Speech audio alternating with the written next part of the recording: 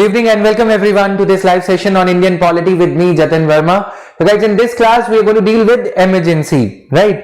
Emergency के provisions में हम बात करने जा रहे हैं national emergency, financial emergency and state emergency. Emergency की बीच में हमने जब बात करी है in between the classes, हमने क्या बात करी थी कि अगर emergency लगी है और लोकसभा सेशन में नहीं है तो क्या करना है, Rajya Sabha can in the mean time approve the emergency, बताया था, ठीक है। तो वो सारी चीजें हम डिस्कस करने जा रहे हैं। Emergency provisions in Indian constitution, emergency provisions in the Indian Constitution. Then emergency provisions, three types of emergencies are given in the Constitution. National emergency under Article 352. Question: why these changes were thought to be necessary? What were the changes that were brought about in the provisions of national emergency? Effects of national emergency. Effect of national emergency on center-state relations. Is your geography class over, guys? Geography class जो Saran sir ले रहे थे वो over हो गई?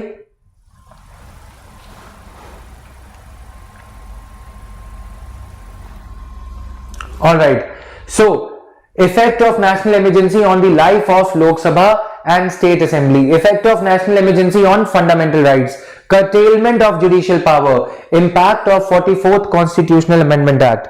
Emergency में जो changes थी वो why these changes were necessary. Distinction between Article 358 and 359.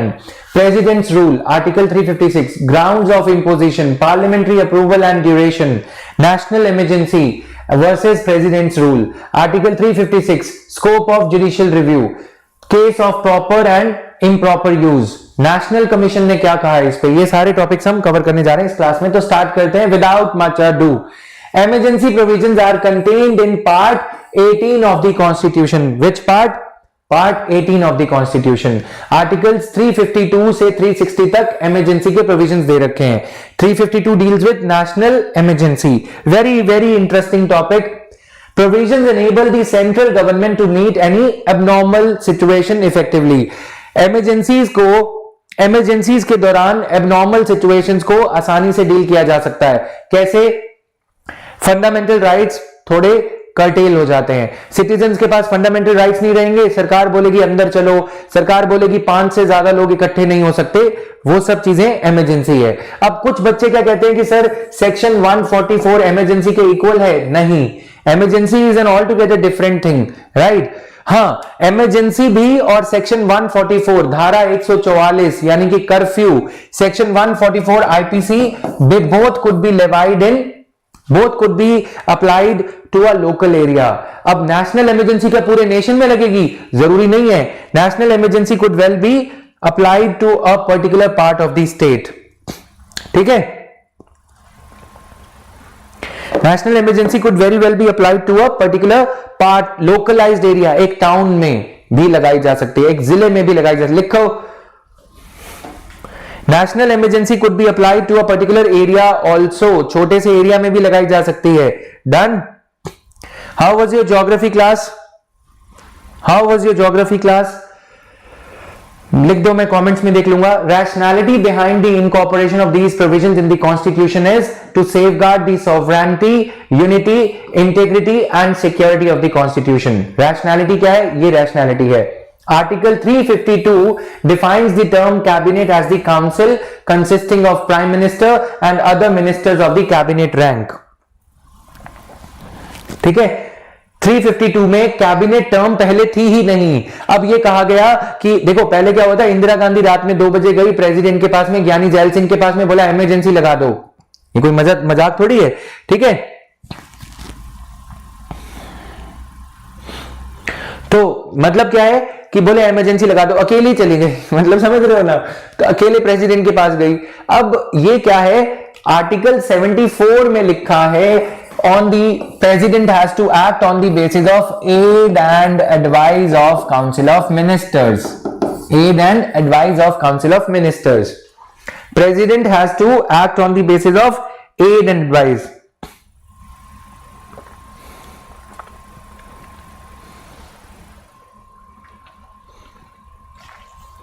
Okay, तो एड एंड एडवाइस। अब ये यहां पे ये नहीं लिखा president has to act on the advice of prime minister alone.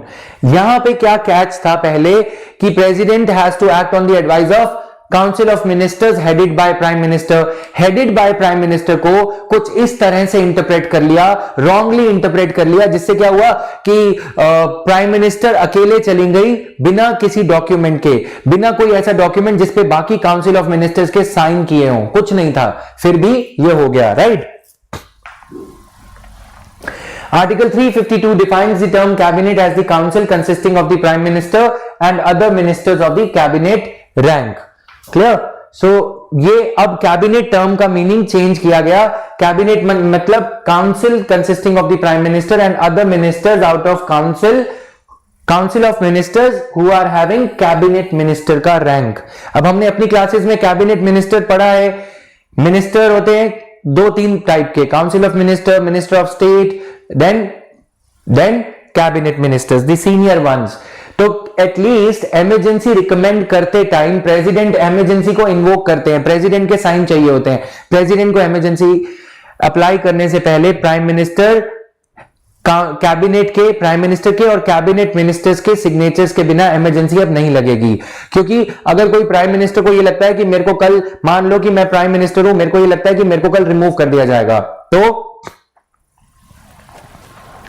तो क्या होगा? अगर मेरे को कल रिमूव कर दिया जाएगा तो फिर क्या होगा? ऐसे केस में मुझे लगेगा कि भाई मैं जाता हूं प्रेसिडेंट के पास और बोलता हूं इमरजेंसी लगा दो, कितना अच्छा है ये, है ना। और मेरे काउंसिल ऑफ मिनिस्टर्स में से राजनाथ सिंह मेरी फेवर में नहीं है। मान लो कि मैं मोदी हूं, राजनाथ सिंह मेरी फेवर में नहीं है, वो नहीं चाहते कि मैं मंत्री बना रहूं। सुषमा स्वराज मेरी फेवर में नहीं है, नितिन गडकरी मेरी फेवर में नहीं है, तो मेरे काउंसिल ऑफ मिनिस्टर्स तो इमरजेंसी लगाने नहीं देंगे। मैं अपने सेल्फिश इंटरेस्ट के चलते can I take the nation to ransom, क्या मैं देश को फिरौती के लिए कर सकता हूं कि चलो मैं प्रधानमंत्री बना रहूं इसलिए देश में भले ही इमरजेंसी लग जाए, इसलिए देश के फंडामेंटल राइट्स लोगों के ऐसे ही छीन लिए जाएं? नहीं, इसीलिए ये सेफगार्ड इंसर्ट किया गया।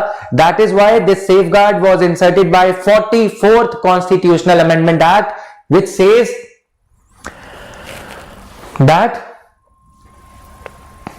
emergency could be invoked only on the basis of aid and advice of the prime minister heading the council of ministers or at least the cabinet। अब सभी council of ministers के मंत्री तो sign नहीं कर पाएंगे, सभी के साइन 81 मिनिस्टर्स होते हैं, कभी कभी 81 के साइन लो, कोई ना कोई मना कर देगा, दिक्कत हो जाएगी, इसलिए सिर्फ कैबिनेट 12-15 मंत्रियों के साइन हो जाएं सीनियर मिनिस्टर्स के, दैट इज इनफ, डन। अब ये तो इमरजेंसी है तो प्रेसिडेंट पहले इमरजेंसी लगा देते हैं, अप्लाई कर देते हैं, उसके बाद लोकसभा को इसे अप्रूव करना होता है। लोगों की सभा, whether people's representatives at least want emergency to be invoked or not, है ना सेफगार्ड, कि क्या लोगों के प्रतिनिधियों को, members of parliament who are elected by the people, क्या उनको लगता है कि नेशनल इमरजेंसी लगनी चाहिए थी?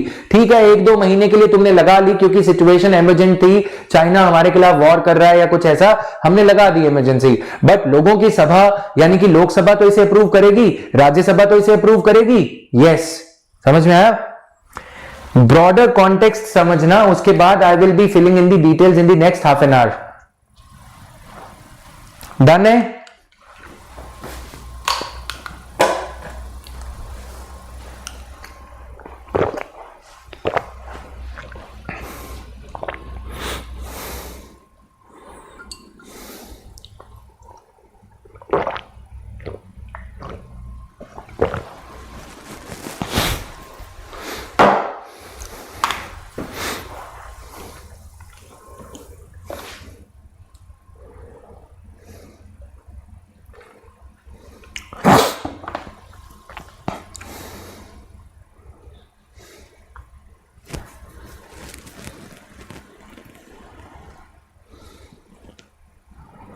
क्लियर है गाइस सबको? आगे चले, ब्रॉडर कॉन्टेक्स्ट समझ में आ गया? बताओ फटाफट।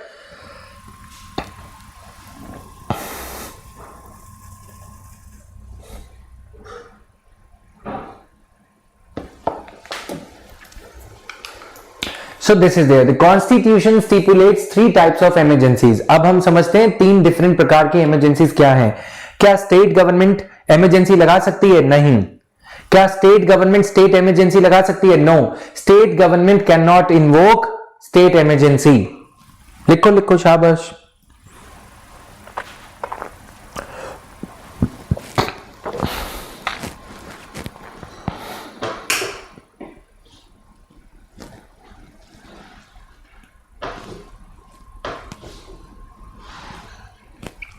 State government can not invoke state emergency. National emergency तो लगा ही नहीं सकती, है तो तुम्हें समझ में आ गया. State government in order to deal with any such situation can invoke curfew under section 144. ठीक है, state government can just invoke curfew under section 144 in a localised area, in some particular pocket, छोटा सा area जो होगा उसमें बस.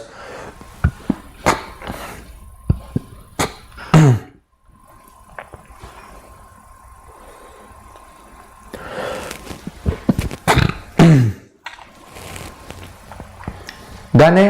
National emergency under article 352, an emergency due to war, external aggression और armed rebellion. External aggression और armed rebellion. ठीक है. Constitution employs the expression proclamation of emergency to denote emergency of this type. Proclamation of emergency national emergency के लिए use किया जाता है. The term national emergency पर से is not given in the constitution of India. ये लिखा गया है proclamation of emergency under article 352. अगर ये लिखा हुआ है प्रीलिम्स में, the term proclamation of emergency is used for which type of emergency? It is for national type of, for national emergency. ठीक है.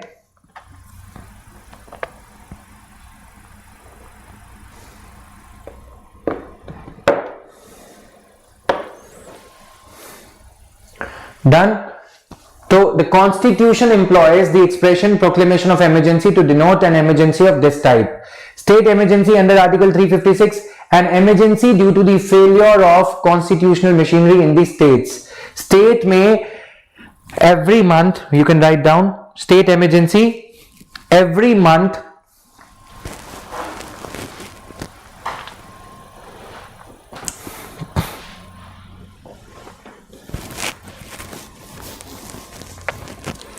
the governor every 3 months governor has to submit a report to the president about the state of affairs in the state jurisdiction. कि क्या चल रहा है state में, कि क्या स्टेट का जो प्रशासन है, एडमिनिस्ट्रेशन है, क्या वो संवैधानिक तरीके से काम कर रहा है. whether the state administration is working in accordance with the provisions of the law, in accordance with the constitution, yes or no? Because governor is the head of the state. Every state in India has got a governor as per article कौन सा article? 1 of the constitution. ठीक है. तो article ये कहता है India that is Bharat is a union of states. Done.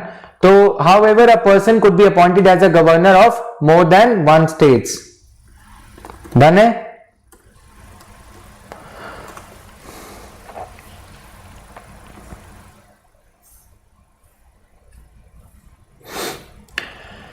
So this is there. Now, coming to the other aspects.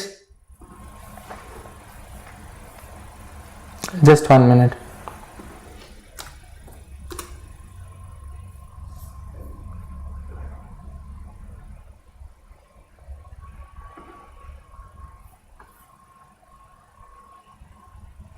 So this is there. Now अब अगर स्टेट की मशीनरी कॉन्स्टिट्यूशनल तरीके से नहीं चल रही, स्टेट में गैर कानूनन काम चल रहे हैं, चीफ मिनिस्टर जो हैं ड्रग पेडलिंग कर रहे हैं या विमेन ट्रैफिकिंग चल रही है और स्टेट में गैर कानूनन तरीके से कुछ भी ऐसा हो रहा है, ठीक है, lawlessness is all pervasive in the state. अगर कोई स्टेट के चीफ मिनिस्टर नक्सलिज्म को बढ़ावा दे रहे हैं, आतंकवादी संगठनों के साथ में मुख्यमंत्री या बाकी के मिनिस्टर्स का नाम पाया गया, अगर मध्य प्रदेश में व्यापम स्कैम हो गया और चीफ मिनिस्टर का नाम इंक्वायरी में आ रहा है, अगर स्टेट में कोई भी पॉलिटिकल पार्टी सरकार नहीं बना पा रही, ये है legitimate grounds. If none of the political parties after the conclusion of general elections in the state is not able to form the government, ठीक है, if any of the political parties is not able to form the government after the general elections to the state legislative assembly, if none of the parties is able to form the government after this thing.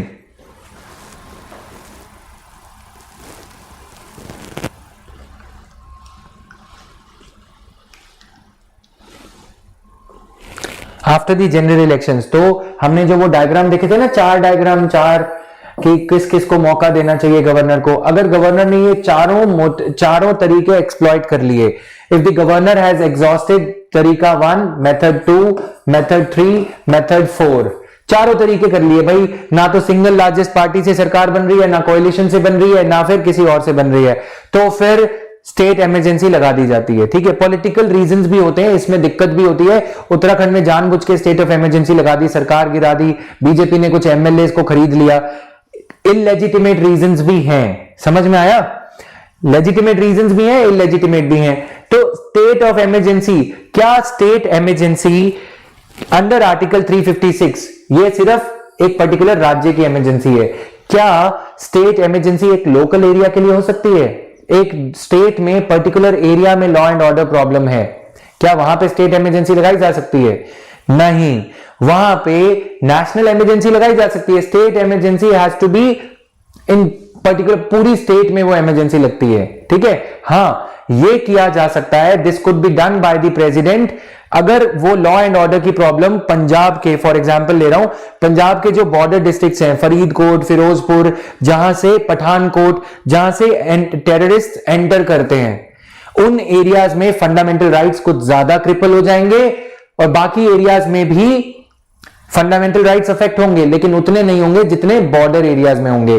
तो जब president को notification issue करते हैं emergency लगाने का पंजाब में या कहीं और, तो ये लिख देते हैं कि इन एरियाज में, क्योंकि ये एरियाज ज्यादा अफेक्टेड हैं, तो इसमें सारे फंडामेंटल राइट्स खत्म, बाकी एरियाज में थोड़े कम। याद रहेगा ये प्रीलिम्स के लिए?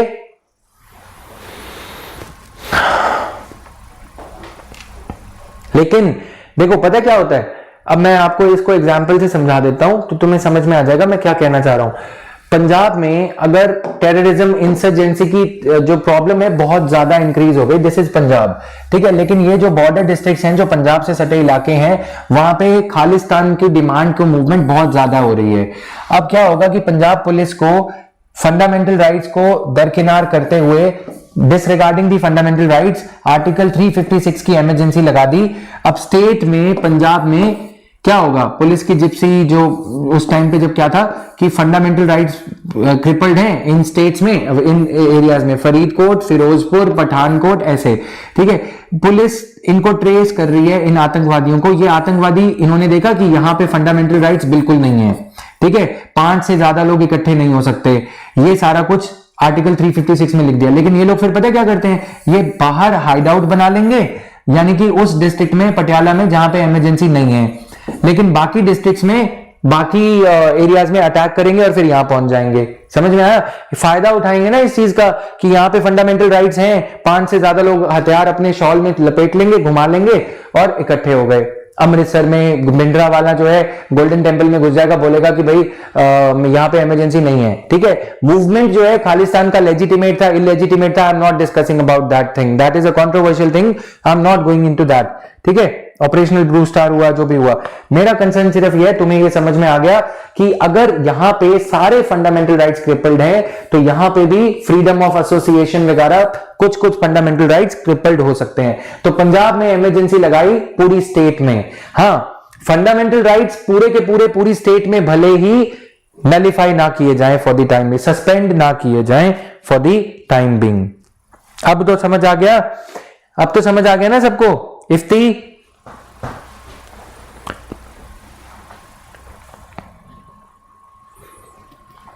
क्लियर है सबको कि मतलब इमरजेंसी पूरी स्टेट में लगाने का बेनिफिट ये मिलता है कि मिलिट्री भले ही ज्यादा तादाद में, यहां पे military would be diploid in huge numbers, in large numbers in these particular 3 districts, but military could however venture into other areas also, so that these fundamental rights should not come in the way of military. इसीलिए localized emergency, state emergency under article 356 impact किसी district में ज्यादा हो सकता है, किसी में कम, but पूरी स्टेट में लगाई जाती है। स्टेट इमरजेंसी लोकलाइज्ड एरिया में नहीं लगाई जा सकती, मैं ये बोल रहा हूं। State emergency can be invoked for political reasons, for reasons of insurgency, ये सारे कारण रहते हैं, ठीक है। Then an emergency due to the failure of the constitutional machinery in the states, this is popularly known as president's rule। इसको president's rule कहा जाता है या governor's rule कहा जाता है। जम्मू एंड कश्मीर जब 370 के अंडर था, एब्रोगेट नहीं किया गया था आर्टिकल 370 को, तब इमरजेंसी जो है वहां पे गवर्नर्स रूल ज्यादा कहा जाता था, क्योंकि प्रेसिडेंट का लिमिटेड से था तब जम्मू एंड कश्मीर में, ठीक है। It is also known by the two other names, state emergency और constitutional emergency, because जो कॉन्स्टिट्यूशन है वो नेशनल इमरजेंसी के लिए ये टर्म यूज करता है, प्रोक्लेमेशन ऑफ इमरजेंसी। जैसे अगर आपको ये लिखा हुआ है which of the following articles talks about proclamation of emergency, article 352, और वाइस वर्सा भी क्वेश्चन हो सकता है, तुम्हें समझ आ गया। इसके लिए जो कॉन्स्टिट्यूशन में टर्म यूज्ड है वो ये नहीं है कि स्टेट इमरजेंसी, नो, हम लेमैन्स लैंग्वेज में अंडरस्टैंडिंग के लिए बोल देते हैं, बट इसके लिए जो टर्म यूज करी जाती है ये लिखा जाता है failure of the constitutional, break down of constitutional machinery in the state is the term used by the constitution to signify, to denote emergency, state emergency under article 356. Financial emergency under article 360, it is imposed whenever there is a threat to the financial stability or credit of India. It is imposed whenever there is a threat to the financial stability or credit of India. Done?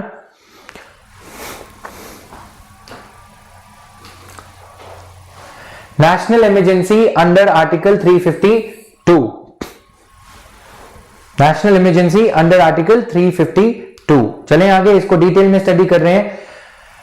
National emergency under article 352 तीन वजह से लगाई जा सकती है। War, खतरा है China के साथ Pakistan, external aggression, armed rebellion. Armed rebellion क्या होता है? पहले इसकी जगह पता क्या था? आर्म्ड रेबिलियन नहीं था, इसकी जगह कुछ लाइटर वर्ड यूज किया गया था जो मैं आगे बताऊंगा। तो ये तीनों स्टेट, अगर ऐसा होता है कि इन तीनों की वजह से स्टेट में लॉ एंड ऑर्डर में इंडिया में प्रॉब्लम आ रही है, ओवरऑल इंडिया में या इंडिया के किसी पॉकेट में, और वो प्रॉब्लम का नेचर कुछ ऐसा है कि प्रॉब्लम है वो नक्सलाइट की आंध्र प्रदेश में या नॉर्थ ईस्टर्न इंडिया में, ज्यादा aggressive problem north eastern India में है for example only, but this problem is interconnected. The terrorists और the insurgents have their hideouts और Naxalites have their hideouts in the entire red corridor, ठीक है। अब अगर इमरजेंसी लगाई जाएगी पूरी कंट्री में, उसी तरह जैसे हमने पंजाब का एग्जांपल लिया, तो ये लोग क्या करेंगे? अगर इमरजेंसी सिर्फ आंध्र प्रदेश में लगेगी तो प्रॉब्लम सॉल्व नहीं होगी, है ना। अगर पाकिस्तान इधर से अटैक कर रहा है तो अभी मिलिट्री ज्यादा इधर होगी मान लो, या इधर से अटैक कर रहा है तो मिलिट्री ज्यादा इधर होगी, बट खतरा इस तरफ से भी तो है ना, इसलिए पूरे देश में नेशनल इमरजेंसी लगा दी जाती है। बट उसके चलते ये भी हो सकता है कि पूरे कंट्री में फंडामेंटल राइट्स सस्पेंड ना किए जाएं। President can very well issue the notification, president may issue a notification alleging that president may as well issue the notification alleging that saying that notification में ये लिखा जाएगा कि आंध्र प्रदेश में these 9 fundamental rights are suspended, Odisha में 8 fundamental rights are suspended, different enormity के fundamental rights, enormity of fundamental rights, enormity of emergency in a particular area might be more or it might be lesser। समझ में आया? enormity कम ज्यादा हो सकती है।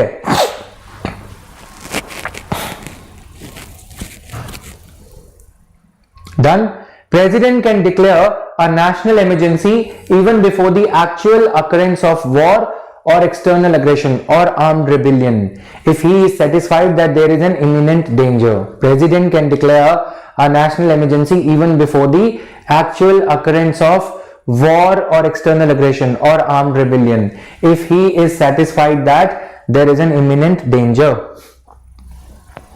ठीक है, देखो नॉट, ध्यान से सुनना, मतलब मुझे ये वाले मोमेंट्स बड़े अच्छे लगते हैं जब मैं इन चीजों को तुम्हें ध्यान से समझाता हूं। Mere satisfaction that imminent danger is there is enough for the president to invoke emergency even though the war has not actually started. समझ में आया? सिर्फ प्रेसिडेंट को ये आभास हो जाए कि डेंजर है, इमिनेंट डेंजर है. अब ये imminent danger is a subjective term, just for your clarity. That is how we tell students to read between the lines. क्यों कराई जाती है यूपीएससी की तैयारी ऐसी क्यों है? इसलिए है कि जब तुम ब्यूरोक्रेट बनोगे, अभी हमारे भी यहाँ पे लीगल टैंगल्स होते रहते हैं, तो बाय माय वेरी नेचर जो मैं पढ़ता था तो रीडिंग बिटवीन द लाइंस और ये सब करता था.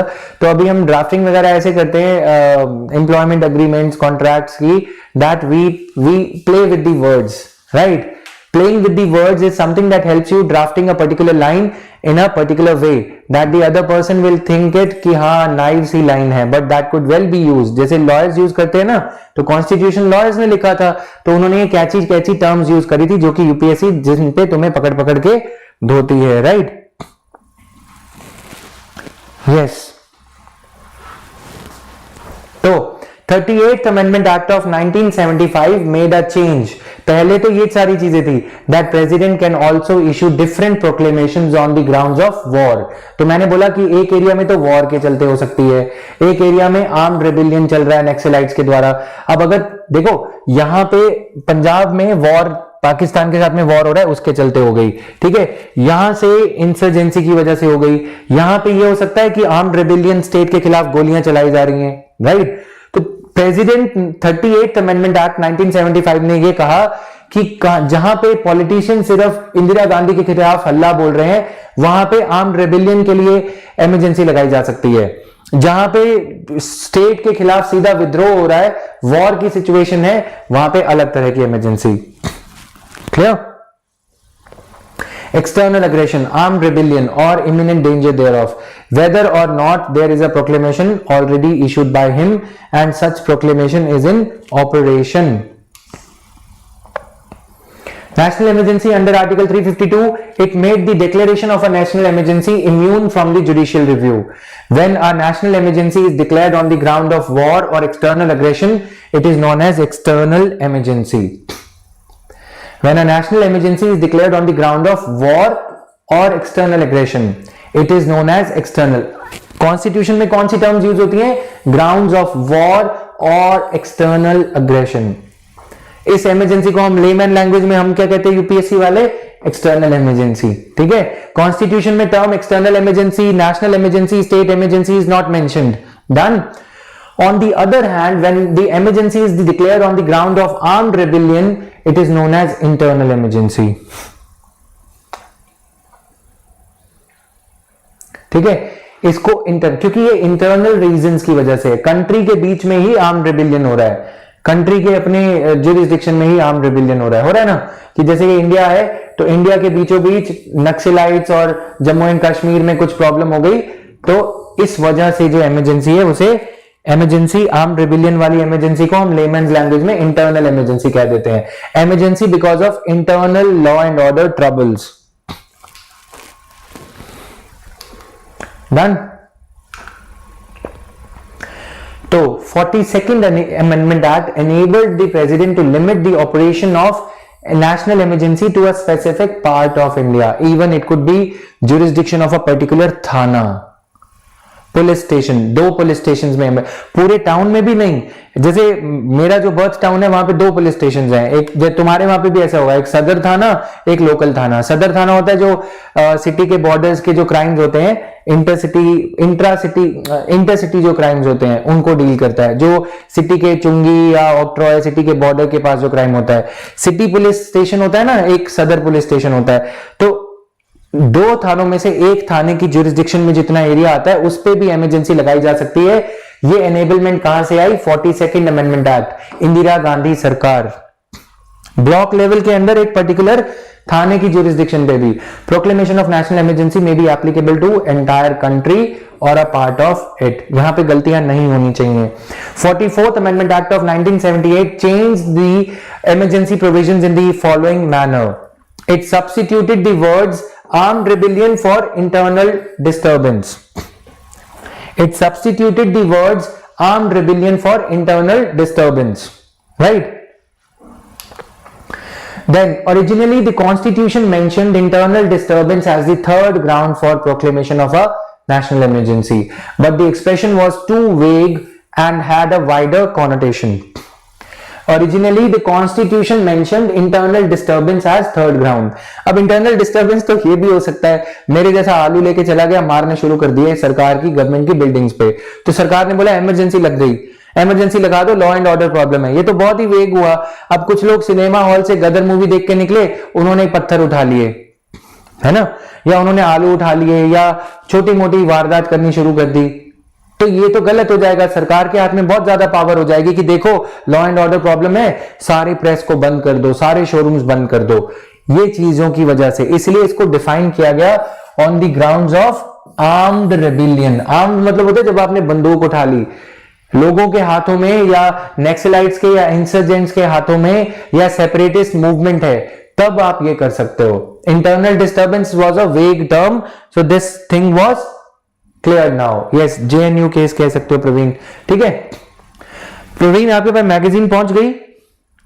Did you get the magazine? किसी को कोई प्रॉब्लम आ रही है तो टेलीग्राम पे @jatinverma0509 पे मेरे को पिंग कर दिया। गाइस मेरी जिंदगी यही बन चुकी है अभी, पढ़ाना और तुम्हारे इश्यूज को रिजॉल्व करना, तो I am very much active. बीच बीच में जो मैसेजेस आते रहते हैं मैं चेक करता हूँ, टेलीग्राम के मैसेजेस और यही सब आते रहते हैं, right. I love my work and I am 101% dedicated to all this. I am saying this with a sense of conviction. Everything, every change, every new teacher that we are bringing is for your good only. You may or may not understand, but you will eventually understand these things.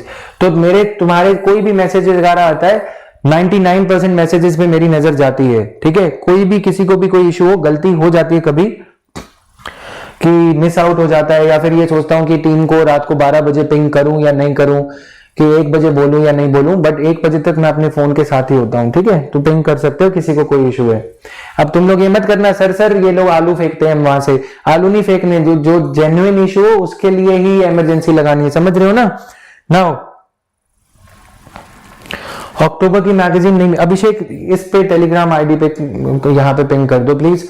Now emergency only on the concurrence of the cabinet. President can proclaim a national emergency only after receiving a written recommendation from the cabinet. President can proclaim a national emergency written recommendation. ऐसे नहीं है कि हमको तुमसे प्यार हुआ propose कर दिया, नहीं, प्रेम पत्र चाहिए, ठीक है ना, रिटन लेटर चाहिए, जिससे कि लड़का जो है ये दिखा सके कि लड़की, इंदिरा नाम की लड़की ने प्रेम पत्र लिखा है, और उस पे काफी सहेलियों के या मित्रों के भी साइन होने चाहिए। मित्र कौन है यहाँ पे? कैबिनेट मिनिस्टर्स, ठीक है। तो this means that emergency can be declared only on the concurrence of the cabinet. This safeguard was added because Miss Indira Gandhi, honorable president of Prime Minister of India, former Prime Minister, she went alone to the president's office and asked him to read out the notification on AIR FM back then in 1970s कि emergency लगा दो, ठीक है। तो इसलिए ये safeguard जनता party government जो बाद में आई, जब इंदिरा गांधी की सरकार हार गई, तो उन्होंने 1978 में इस एक्ट को पास किया। चीजें क्लियर हो रही हैं?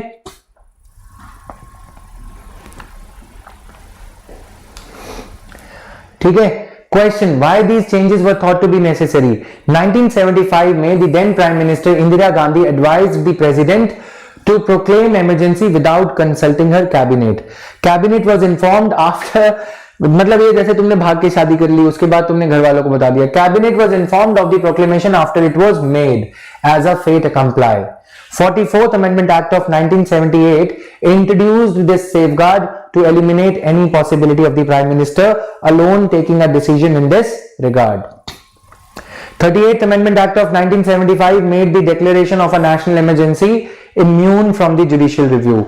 38th Amendment Act में इंदिरा गांधी ने ये किया कि मैं इमरजेंसी लगा दूंगी, उसके बाद तुम कोर्ट में जा ही नहीं सकते, जुडिशरी इमरजेंसी को रिव्यू ही नहीं कर सकती, ठीक है। लेकिन this provision was subsequently deleted. तो 44th Amendment Act rectified the grave problems with 42nd Amendment Act.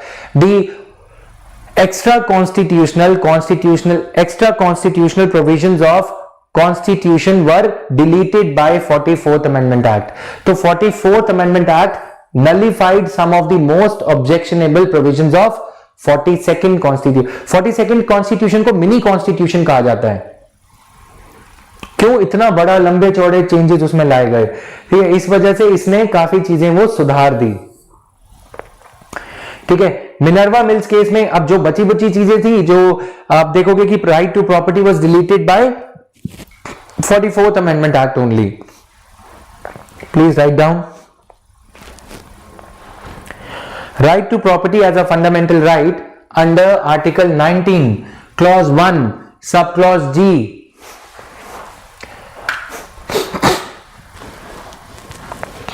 was deleted by 44th amendment act, क्योंकि बच्चों को, स्टूडेंट्स को ये लगता है कि सारा गलत काम तो 42nd अमेंडमेंट एक्ट ने किया था। नो, 44th अमेंडमेंट एक्ट ने right to property under article 19 clause 1 sub clause F was deleted by 44th constitutional amendment act, ठीक है। तो फर्दर मिनर्वा मिल्स, जो बच्चे कुछ चीजें नहीं डिलीट करी थी 44th कॉन्स्टिट्यूशनल अमेंडमेंट एक्ट ने, वो जुडिशरी ने फिर डिलीट कर दी। Supreme court held that national emergency can be challenged in a court of law on the grounds of wrong intention, malafide intention, और that the declaration was based on wholly extraneous and irrelevant facts or is absurd or perverse. Clear? Absurd or perverse. Now, national emergency under Article 352, parliamentary approval and duration and the effect of 44th Amendment Act of 1978. Parliamentary approval, proclamation of emergency must be approved by both the houses. Both the houses. ठीक है, याद रखना है ये। With in 1 month emergency थी, president ने लगा दी, council of ministers ने या कैबिनेट ने headed by prime minister advice किया, प्रेसिडेंट ने लगा दी इमरजेंसी, बट 1 महीने के अंदर अंदर पार्लियामेंट उसे अप्रूव करेगी from the date of its issue. पहले वाले जो ये 1978 ने ये रिफाइनमेंट करा था 1 महीने के अंदर अंदर। पहले जो 1978 से पहले जो पीरियड था जिसका इंदिरा गांधी सरकार ने फायदा उठाया वो 2 महीने था कि 60 डेज के लिए country could be put under national emergency without approval by the representatives of the people, without approval by the parliament, but this was rectified later on.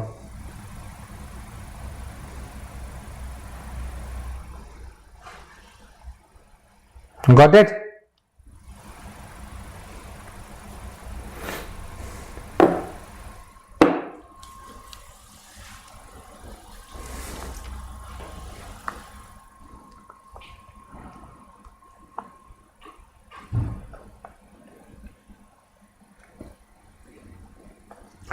आगे बात कर रहे हैं उसकी।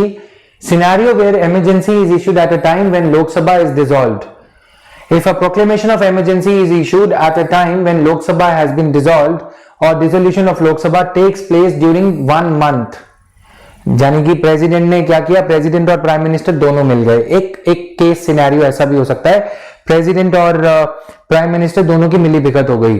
प्राइम मिनिस्टर ने ये बोला कि इंडिया में कोई टर्म है नहीं, प्रेसिडेंट 2 बार 3 बार 4 बार बन सकते हैं, तो मेरी पार्टी अगर पार्टी इलेक्शन में आएगी जीत के तो मैं तुम्हें दोबारा प्रेसिडेंट बना दूंगा, 1 साल में तुम्हारी टर्म खत्म नहीं हो रही है तो तुम इमरजेंसी लगा दो। प्रेसिडेंट ने इमरजेंसी लगा दी, फिर अगली बार प्रेसिडेंट गए फिर अगली बार प्राइम मिनिस्टर दोबारा गए, मीटिंग हो रही है गुप्त मीटिंग, उसमें प्राइम मिनिस्टर ने लालच दिया, देखो जैसी तुम्हारी मेरी बात हुई थी, अब तुम क्या करो, लोकसभा डिसॉल्व कर दो, दोबारा इलेक्शन करवाते हैं, ठीक है, दोबारा इलेक्शन करवाते हैं और अपन जीत जाएंगे, फिर मैं तुम्हें दोबारा से प्रेसिडेंट बनने में मदद करूंगा। एमपीज को, अपने मेंबर्स ऑफ पार्लियामेंट को बोल दूंगा कि मेरे को इस प्रेसिडेंट को दोबारा से जिताओ, ठीक है। तो प्रेसिडेंट ने बोला चलो ठीक है, अपने वादे पे रहोगे ना। अब दोनों ने मिलकर ऐसा कर दिया। ऐसा भी हो सकता है ना कि लोकसभा नेशनल इमरजेंसी के दौरान प्रेसिडेंट ये बोलें कि लोकसभा डिसॉल्व कर रहा हूं। क्यों डिसॉल्व कर रहा हूं? क्योंकि प्रेसिडेंट ये बोलेंगे मुझे नहीं लगता कि इस लोकसभा में कोई भी स्टेबल गवर्नमेंट बना सकता है। हालांकि गवर्नमेंट स्टेबल बन सकती हो, लेकिन दोनों में आपस में समझौता हो गया। इवेंचुअलिटीज हैं ये, होने को हो जाए, नहीं होने को ना हो, ठीक है। तो ऐसे केस में Lok Sabha takes place during that 30 days, 30 दिन का टाइम है। इस 30 दिन के अंदर अंदर यदि लोकसभा डिसॉल्व हो गई तो क्या करोगे, है ना। Then proclamation survives until 30 days from the first sitting of Lok Sabha. after its reconstitution, provided the Rajya Sabha has in the meantime approved it. राज्य सभा को in the meantime इसे अप्रूव करना जरूरी है. Done? ये है राज्यसभा की रेलेवेंस. इससे हमें दो बातें, we can deduce two things out of it, कि अगर ये थोड़ा टेक्निकल है, इसे पढ़ो खुद से, थोड़ा इंटरनलाइज करो, फिर मैं आगे बताऊंगा.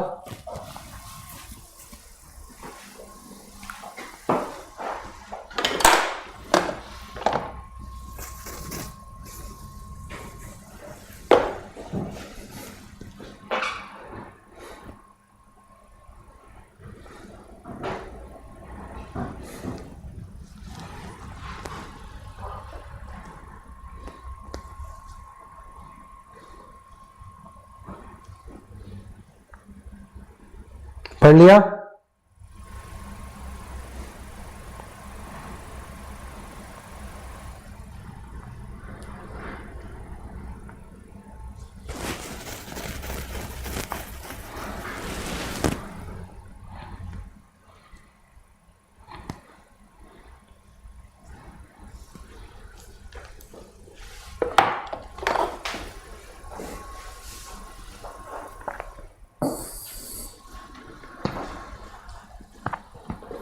क्लियर? नाउ यानी कि इसका मतलब ये है कि एक ऐसा सिनेरियो भी हो सकता है इमरजेंसी लगाई और लोकसभा सेशन में नहीं है, या फिर ऐसा सिनेरियो कि इमरजेंसी लगाई 30 दिन के अंदर अंदर लोकसभा और राज्यसभा पार्लियामेंट को अप्रूव करना था, है ना, लेकिन उन्हीं 30 दिनों के भीतर, उन्हीं 30 दिनों के इन बिटवीन लोकसभा डिसॉल्व हो गई, किसी भी कारण से डिसॉल्व हो गई, टेन्योर पूरा हो गया, या प्रेसिडेंट ने डेलिबरेटली डिसॉल्व कर दिया, कुछ भी, या प्राइम मिनिस्टर की डेथ हो गई, होता है ना ऐसा, 1975 इंदिरा गांधी. तो ऐसे केस में जैसे ही लोकसभा इलेक्शंस दोबारा से होंगे, उसके within 30 days from the date of first sitting of Lok Sabha after the general elections, emergency को अप्रूव करना होगा, बशर्ते राज्यसभा उसे पहले अप्रूव कर चुकी हो, क्योंकि राज्यसभा तो एक कॉन्टिन्यूअस हाउस है. राज्यसभा कभी पूरी की पूरी डिसॉल्व नहीं होती. राज्यसभा में हर 2 साल में 1/3 of the members retire. Rajya Sabha को तो 30 डेज के अंदर अंदर करना ही करना है ना बच्चे, ध्यान से सुनो ना, दोनों हाउसेज ऑफ द पार्लियामेंट को 30 डेज के अंदर अंदर इसे अप्रूव करना है. अब एक हाउस यदि डिसॉल्व है तो दूसरा हाउस तो 30 डेज के अंदर अंदर करेगा ही करेगा. डन? अब तो समझ आ गया?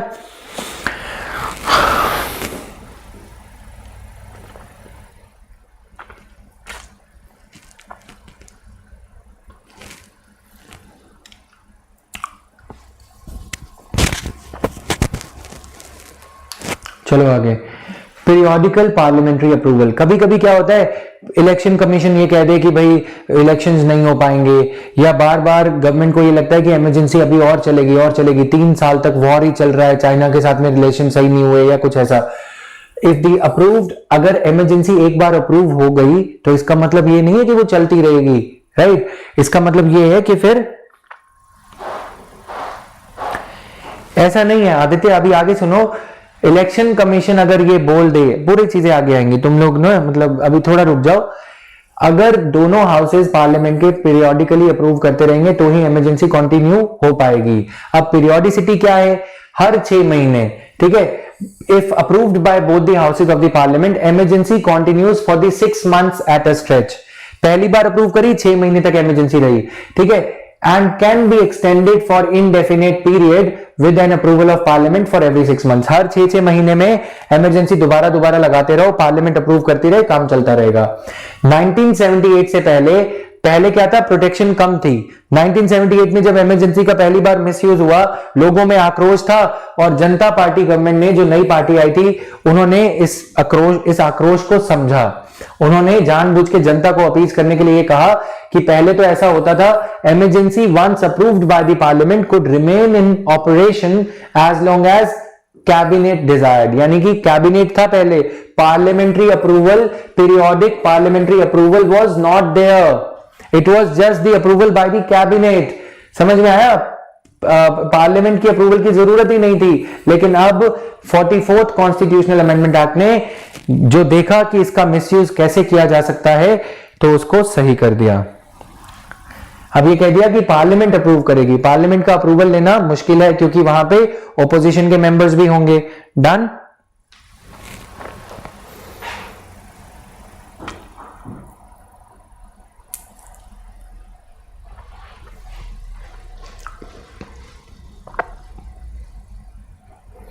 Scenario where Lok Sabha is dissolved after the proclamation of Lok Sabha. Lok Sabha is dissolved after the proclamation of emergency. ठीक है, इसको यहीं पे सही कर दूं मैं तुम्हारे साथ, चलो कर लेंगे बाद में वैसे। ठीक है, after the proclamation of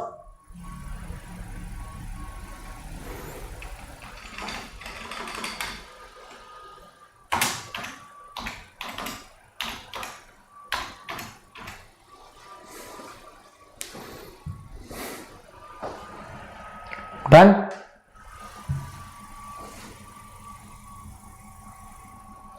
after the proclamation of emergency,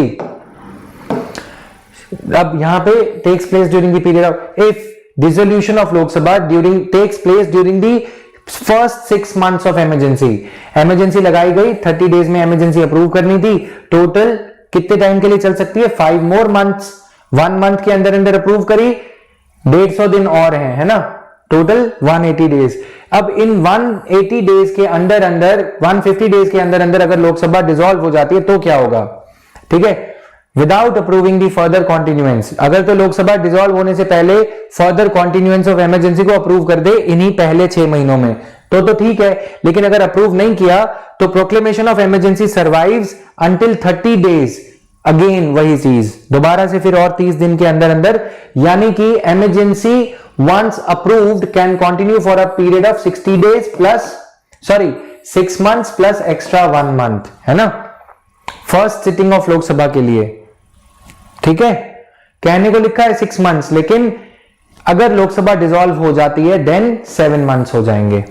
only in the case when the Lok Sabha is dissolved, if both the houses are in session, if both the houses are there, session में है या नहीं है ये matter नहीं कर रहा, session तुम्हें करवाना होगा, even if the parliament is not in session.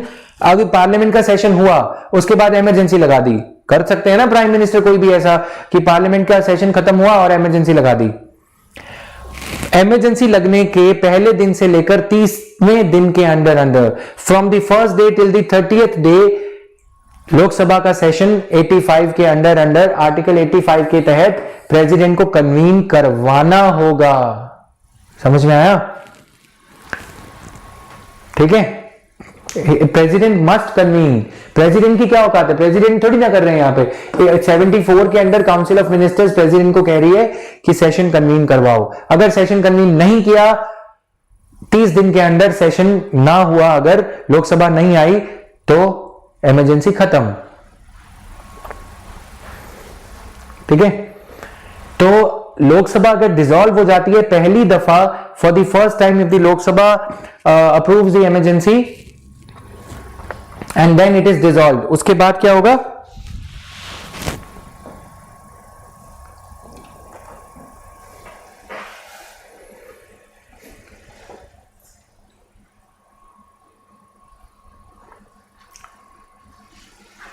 provided Rajya Sabha has in the meantime approved its continuation.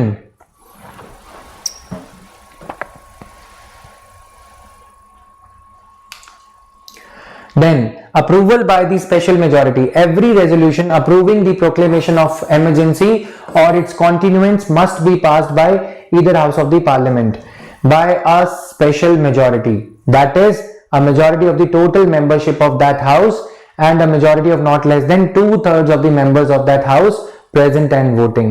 Every resolution approving the proclamation of emergency or its continuation must be passed by either house of the parliament by a special majority, that is a majority of the total membership of that house and a majority of not less than 2/3 of the members of that house present and voting.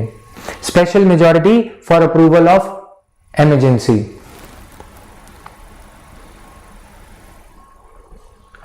Done है, a majority of the total membership of that house and a majority of not less than 2/3 of the members of that house who are 2/3 of those who are present and voting, not the 2/3 of the total strength. 2/3 of the total strength तो और मुश्किल हो जाएगा, ठीक है।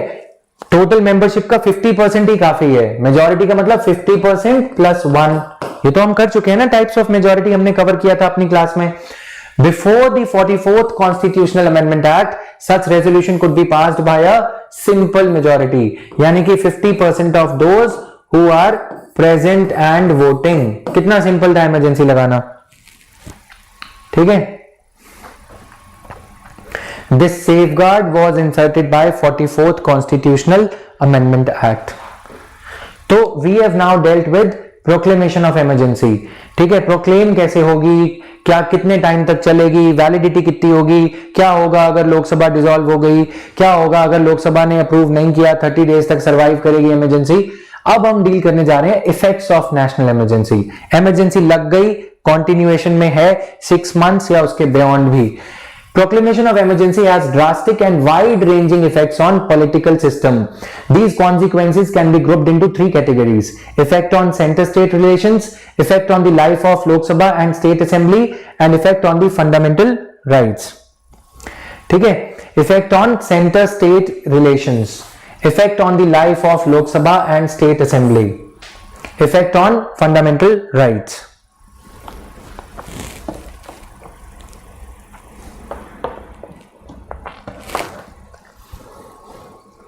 Clear?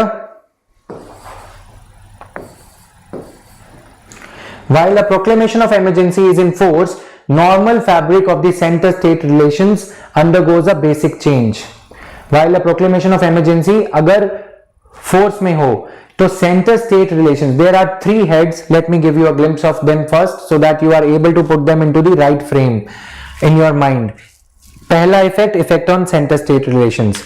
इसके अंदर centre state relations में 3 तरह के डोमेन है। एग्जीक्यूटिव डोमेन यानी कि सरकार, सेंट्रल गवर्नमेंट और स्टेट गवर्नमेंट के रिलेशंस के ऊपर क्या इफेक्ट आएगा। फिर सेंट्रल पार्लियामेंट यानी कि लेजिस्लेटिव डोमेन, पार्लियामेंट की पावर बढ़ जाएगी, स्टेट लेजिस्लेटिव असेंबली की कम हो जाएगी। Legislative, centre state legislative relations कैसे इफेक्ट होंगे इमरजेंसी जब लगी होगी। डन। फिर आफ्टर यहां पे president's power to issue ordinances, वो सारी लेजिस्लेटिव डोमेन चल रहा है अभी।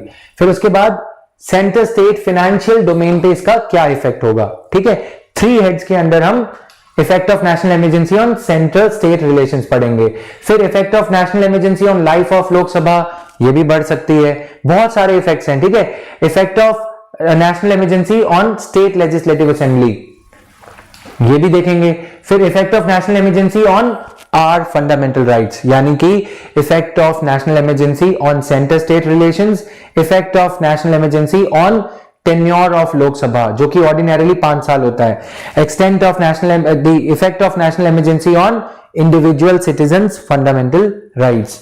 चले करें शुरू, थोड़ा लेंदी है तो थोड़ा पानी वानी पीते रहो साथ में। Shall we start?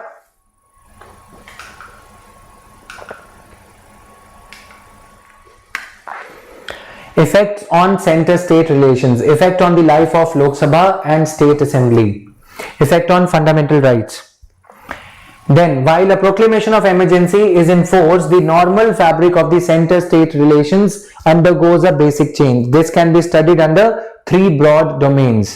Executive domain, national emergency के दौरान सेंटर की एग्जीक्यूटिव पावर एक्सटेंड हो जाती है, directing any state regarding the manner in which its executive power, in which its सरकारी power is to be exercised, यानी कि गवर्नर के हाथ में कंट्रोल आ जाता है, लेकिन हाँ काम सारा council of ministers at the state level ही करती है।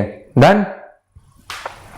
स्टेट काउंसिल ऑफ मिनिस्टर्स ही ये सारे काम को आगे बढ़ाएगी, लेकिन हाँ सेंटर की डायरेक्शंस, चीफ सेक्रेटरी की पावर, जो मुख्य सचिव होते हैं ना स्टेट में, स्टेट के गवर्नर हो गए, ठीक है। गवर्नर के बाद जैसे हम सेंटर पे कैबिनेट सेक्रेटरी होते हैं, स्टेट गवर्नमेंट के अंदर गवर्नर, फिर गवर्नर के नीचे सीएम, सीएम तो पॉलिटिकल एग्जीक्यूटिव हैं, उनके नीचे चीफ सेक्रेटरी होते हैं जो एडमिनिस्ट्रेटिव एग्जीक्यूटिव होते हैं।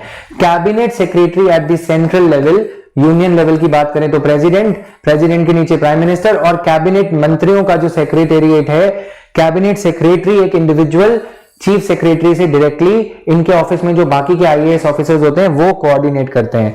Union ministry of rural development के secretary state ministry of rural development के सेक्रेटरी को डायरेक्ट फोन करके बोलेंगे कि ये करो, वो करो, ऐसा करो, वैसा करो। Union ministry of home affairs की पावर्स नेचुरली बढ़ जाती हैं। ठीक है, एग्जीक्यूटिव डोमेन पे सेंटर जो है कोई भी एग्जीक्यूटिव डायरेक्शन स्टेट को दे सकता है, बट लिमिटेड दायरे में, जो कि सिक्योरिटी से रिलेटेड हो। ठीक है, होम मिनिस्ट्री की पावर जैसे मैंने बताया बढ़ जाती है। क्लियर? तो this is there. However during a national emergency centre becomes entitled to give executive directions to state on any matter. This way the state governments can be brought under complete control of the center, though they are not suspended. Though these are not suspended.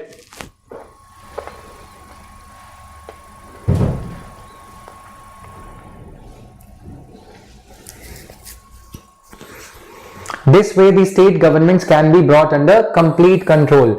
Suspend नहीं होती। Suspend कर, देखो दो terms use होंगी, suspension of state government और dissolution. State legislative assembly को dissolve भी किया जा सकता था पहले, अब नहीं।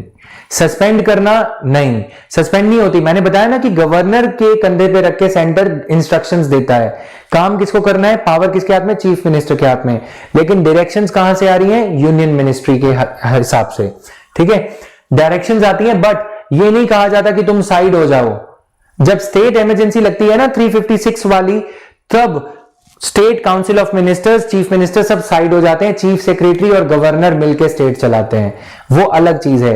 यहां पे कामकाज जो इलेक्टेड स्टेट गवर्नमेंट है उसी के थ्रू ही होता है, थ्रू, बट हिदायतें, दिशा निर्देश, डायरेक्टिव्स सेंट्रल गवर्नमेंट देती है। Done.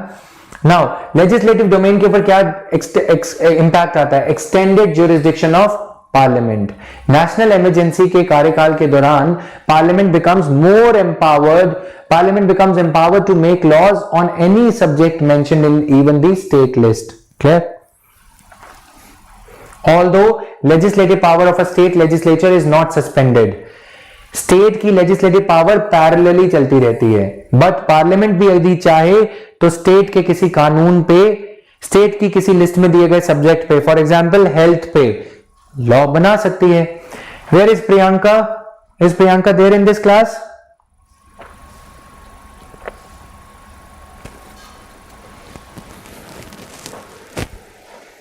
All right. In this manner, the normal distribution of legislative powers between the center and the states is suspended, though the state legislatures are not suspended.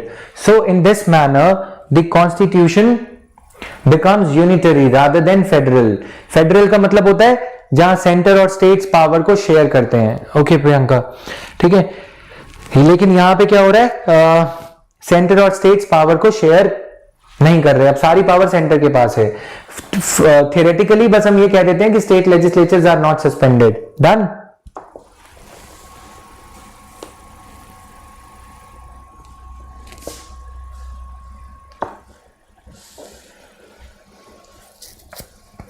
So in this manner, the constitution becomes unitary rather than federal.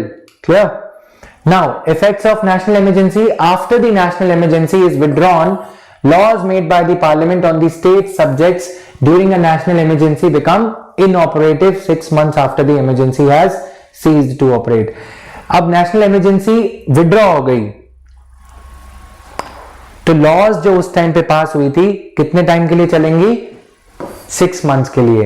Total कितने time के लिए चली, अगर emergency एक बार चली है बच्चों, कितने टाइम के लिए चली, 1 ईयर।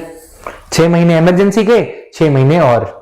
इमरजेंसी खत्म होने के बावजूद जो कानून पार्लियामेंट ने पास करे थे वो कानून चलते रहेंगे। स्टेट के सब्जेक्ट पे लॉ बनाया था हेल्थ का इमरजेंसी के दौरान, लेकिन वो चलता रहेगा for next 6 months. Done. Prahlad, तुम्हें बड़े नाम पता है, नाम को पूरे पूरे डिफाई करने लगे हो, है ना। प्रहलाद मतलब आज्ञाकारी बच्चा, right. So he's got a keen eye on the names, especially of Priyankas. Now, President's power to issue ordinances on the matters listed in the state list.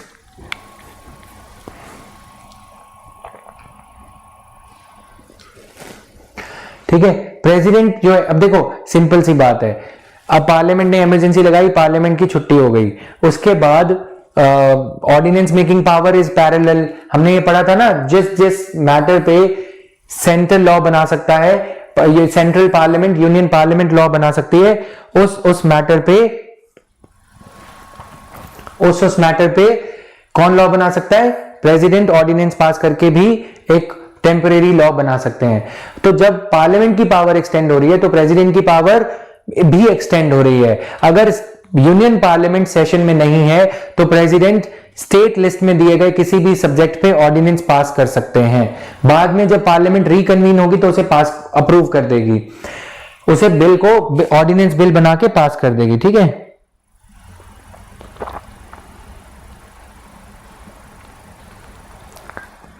मेरे पास नाम है तुम्हारा, तुम समझ जाओगे, प्रहलाद से राइम करता ही है, राइट, जो प्रहलाद का उल्टा होता है, लेकिन मैं बोल नहीं सकता यहां पे। Now while a proclamation of national emergency is in operation, the president can issue ordinances on the state subjects also if the parliament is not in session. Clear?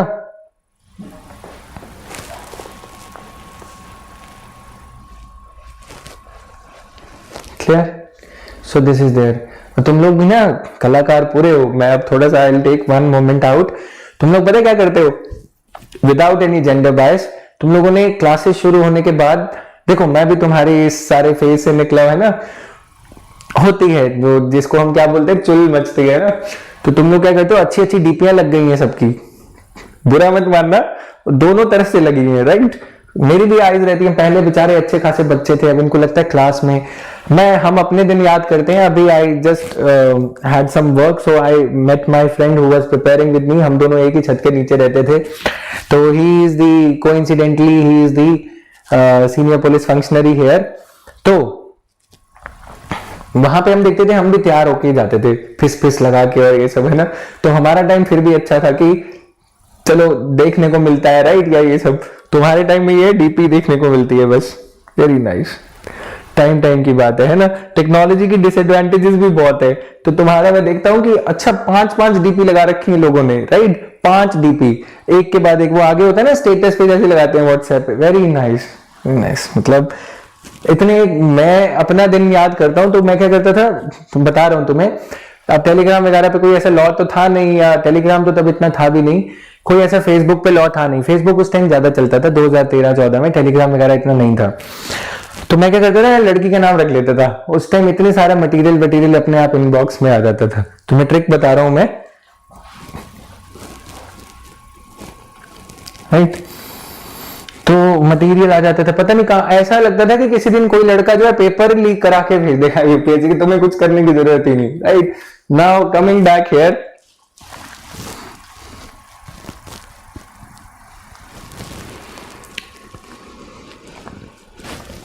चलें आगे। So, while the proclamation of national emergency is in operation, the president can issue ordinances on the state subject also if the parliament is not in session.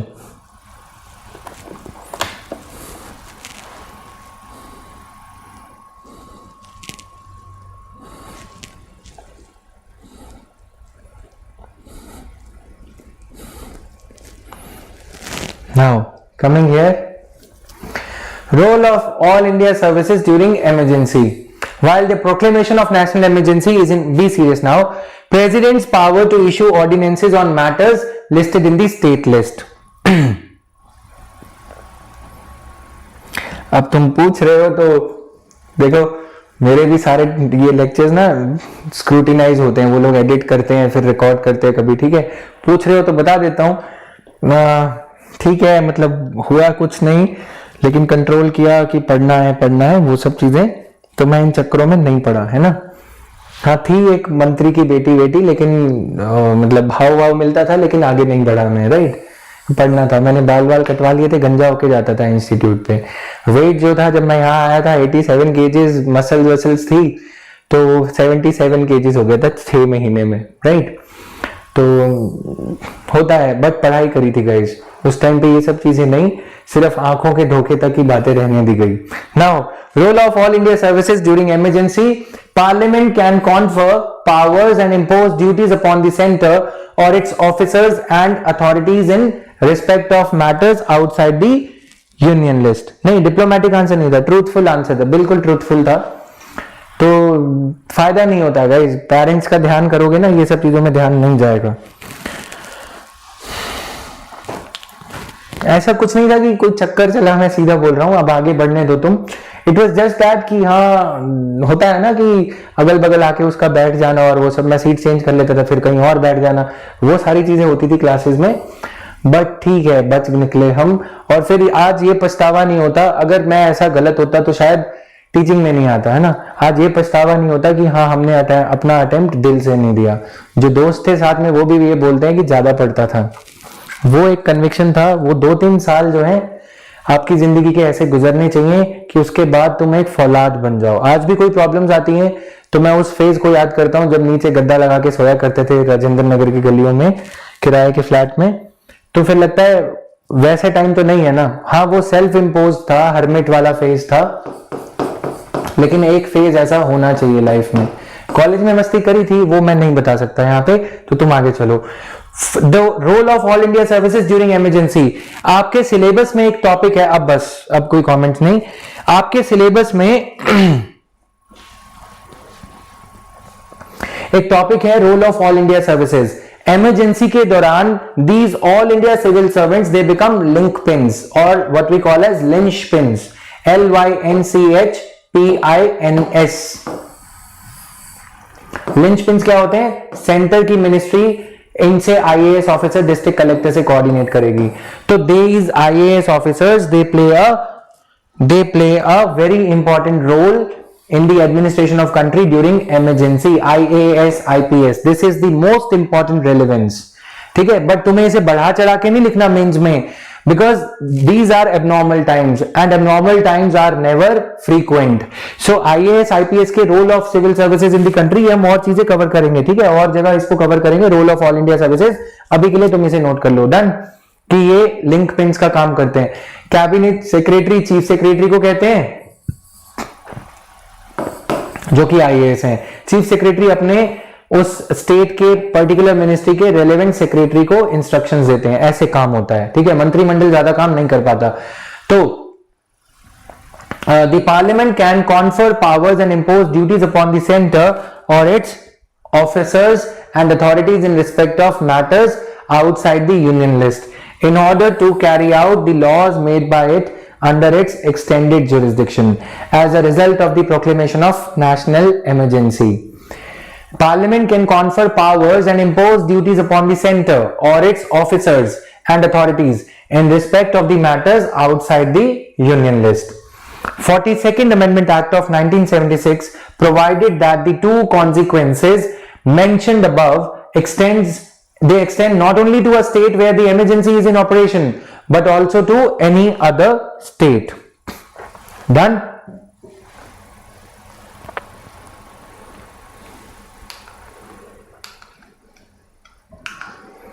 ठीक है, ये इसको पढ़ लो एक बार. 42nd amendment act ने ये भी कहा that two consequences mentioned in the above, executive and legislature, extend not only to a state where emergency is in operation. national emergency एक state में भी लगाई जा सकती है. ठीक है, but to any other state also. यानी कि जब नेशनल इमरजेंसी वर्ड यूज हो गया, भले ही वो नेशनल इमरजेंसी लगाई गई और बोला गया कि इस पर्टिकुलर स्टेट में इसका सबसे ज्यादा इंपैक्ट होगा, बाकी की स्टेट्स में भी लेजिस्लेटिव और एग्जीक्यूटिव डोमेन में सेंटर लॉज बना सकता है. ये मतलब है इसका. Praveen and others, is this clear?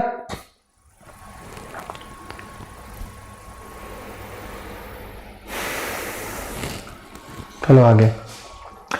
Financial domain, when a proclamation. अब देखो, फाइनेंशियल इमरजेंसी अलग है, but here we are studying the effect of national emergency on centre state relations, financial relations. CS, center state. Then, while a proclamation of national emergency is in operation, President can modify the constitutional distribution of revenues between the center and the states. This means that president can either reduce or cancel the transfer of finances from the center to the states.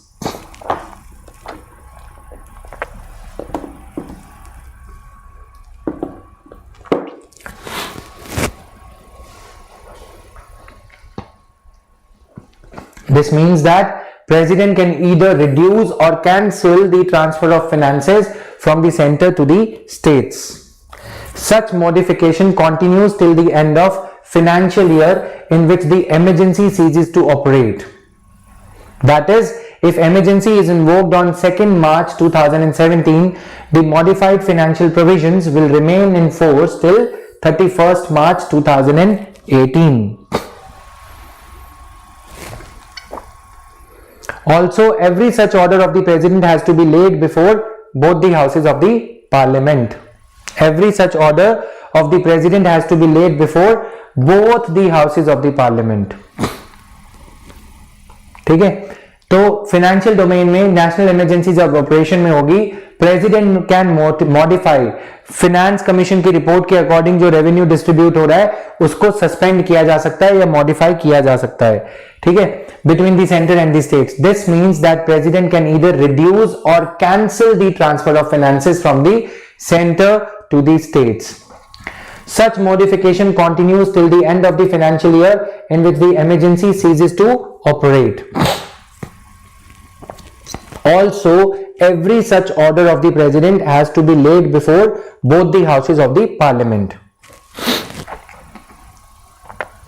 Every such order of the president has to be laid before both the houses of the parliament. Done? Clear है? तो president ने order दे दिया, but वो parliament की लोकसभा की table पे papers रखे जाएंगे, बस. इसमें बिल पास करने की अप्रूवल की जरूरत नहीं है.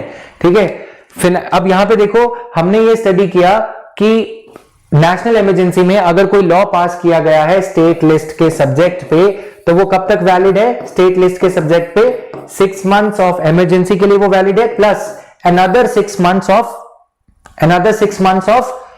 6 months beyond the from the date of ending of national emergency, from the date when the national emergency comes to end. ठीक है, लेकिन यहां पे पता क्या है, अब अगर इमरजेंसी लगाई गई कब, मान लो कि नवंबर 2019 में, नवंबर 2019 में इमरजेंसी लगाई गई, डन, और कंटिन्यू हुई नवंबर, दिसंबर, जनवरी, फरवरी, मार्च, अप्रैल 2020 तक की इमरजेंसी कंटिन्यू हुई. फाइनेंशियल प्रोविजंस जो चेंज हुए हैं वो कब तक कंटिन्यूड रहेंगे? 31 मार्च 2021 तक. यहां पे तो सिर्फ 6 months है. जो स्टेट लॉ बनाया गया है, हम बात कर रहे हैं फाइनेंशियल प्रोविजंस की. फाइनेंशियल प्रोविजंस उस ईयर के एंड तक कंटिन्यूड रहेंगे, लेकिन जो स्टेट लिस्ट पे जो लॉ बनाया गया है वो अगर नवंबर 2019 में इमरजेंसी लगी, और इमरजेंसी कब खत्म हुई? नवंबर, दिसंबर, जनवरी, फरवरी, मार्च, अप्रैल. 30 अप्रैल को इमरजेंसी खत्म हो जाएगी ऑफिशियली. ठीक है, ये लॉज कब तक कंटिन्यू हो जाते हैं? जो स्टेट लिस्ट पे लॉ बनाया गया है, मई, जून, जुलाई, अगस्त, सितंबर, अक्टूबर तक मैक्सिमम ये लास्ट करेंगे, अक्टूबर 2020 तक. क्लियर है? लेकिन ये क्योंकि लिखा है such modification continues till the end of the financial year in which emergency ceases to operate. Emergency खत्म हो रही है अगले फाइनेंशियल ईयर में, तो ये पूरा फाइनेंशियल ईयर तक चलेगा. क्लियर है ना? ये इंटरेस्टिंग है. मतलब फाइनेंशियल प्रोविजंस में जो मॉडिफिकेशन करी गई है वो कंटिन्यूड रहेगी end of the financial year in which emergency comes to an end of that financial year in which emergency comes to an end. Emergency यहां पे खत्म हुई 2020 में. हां, अगर इमरजेंसी लगाई जाती अक्टूबर में, अक्टूबर, नवंबर, दिसंबर, जनवरी, फरवरी, मार्च, 6 महीने के लिए इमरजेंसी चली. 6 महीने के लिए फाइनेंशियल प्रोविजंस जो गिव एंड टेक है between the centre and states वो भी मॉडिफाई हो जाएगा, उससे बियॉन्ड नहीं जाएगा. ठीक है. हाँ, अगर वो इमरजेंसी 6 महीने की, if it spills over into the other year, then emergency will be extended.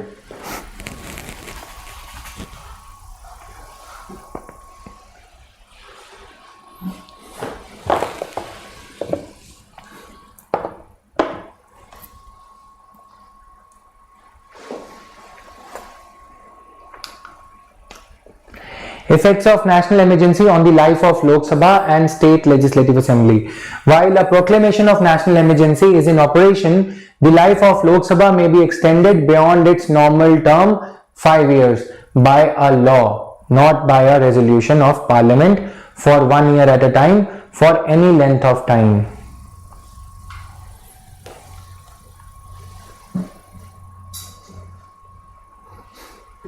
Clear है? While the proclamation of national emergency is in operation, life of Lok Sabha may be extended beyond its normal term of 5 years by a law.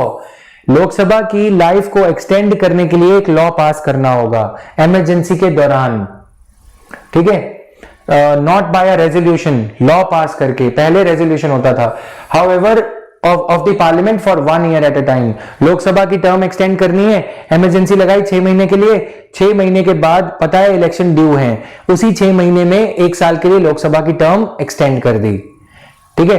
अभी जैसे president prime minister को पता है कि reputation down चल रही है, क्यों, कोविड-19 है, इमरजेंसी लगा दो, 6 महीने के लिए इमरजेंसी चलेगी, 1 साल के लिए लोग तो भूल जाते हैं, फिर 1 साल के लिए लोकसभा की टर्म को एक्सटेंड कर लो, फिर 1 साल और एक्सटेंड कर लो, फिर 1 साल और कर लो, लेकिन इसके लिए लॉ पास करना होगा जिसमें लोकसभा और राज्यसभा दोनों का लॉ को पास करना जरूरी होगा। However, this extension cannot continue beyond a period of 6 months after the emergency has ceased to operate. ठीक है। Historical precedent, the term of 5th Lok Sabha was extended 2 times by 1 year at a time.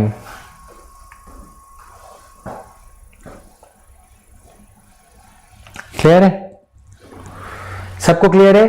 अब effect of national emergency on the life of Lok Sabha, parliament एक law पास करेगा, normal tenure of legislative assembly bye 1 year each time for any length of time during a national emergency. This is also subject to a maximum period of 6 months after the emergency has ceased to operate. यानी कि parliament ने law पास किया कि लोकसभा की या state legislative assembly का tenure 1 साल से बढ़ाया जाए, बढ़ा दिया 1 साल से, लेकिन उसी 1 साल के दौरान 3 महीने के बाद ही नेशनल इमरजेंसी खत्म हो गई, नेशनल इमरजेंसी को विड्रॉ कर लिया, प्रेसिडेंट ने नोटिफिकेशन विड्रॉ कर लिया, बोला अब कोई इमरजेंसी नहीं है। तो 3 महीने प्लस 6 महीने, 6 महीने के लिए लोकसभा के एक्सटेंडेड लाइफ रहेगी। हालांकि लोकसभा की लाइफ कब तक एक्सटेंड करी गई है? 12 महीने के लिए। इमरजेंसी खत्म होने के 6 महीने के बाद एक्सटेंडेड लाइफ भी खत्म हो जाएगी। समझ में आया या लिख के समझाऊं? लिख दो, एल लिख के फटाफट लिख दो, या एल लिख दो सिर्फ।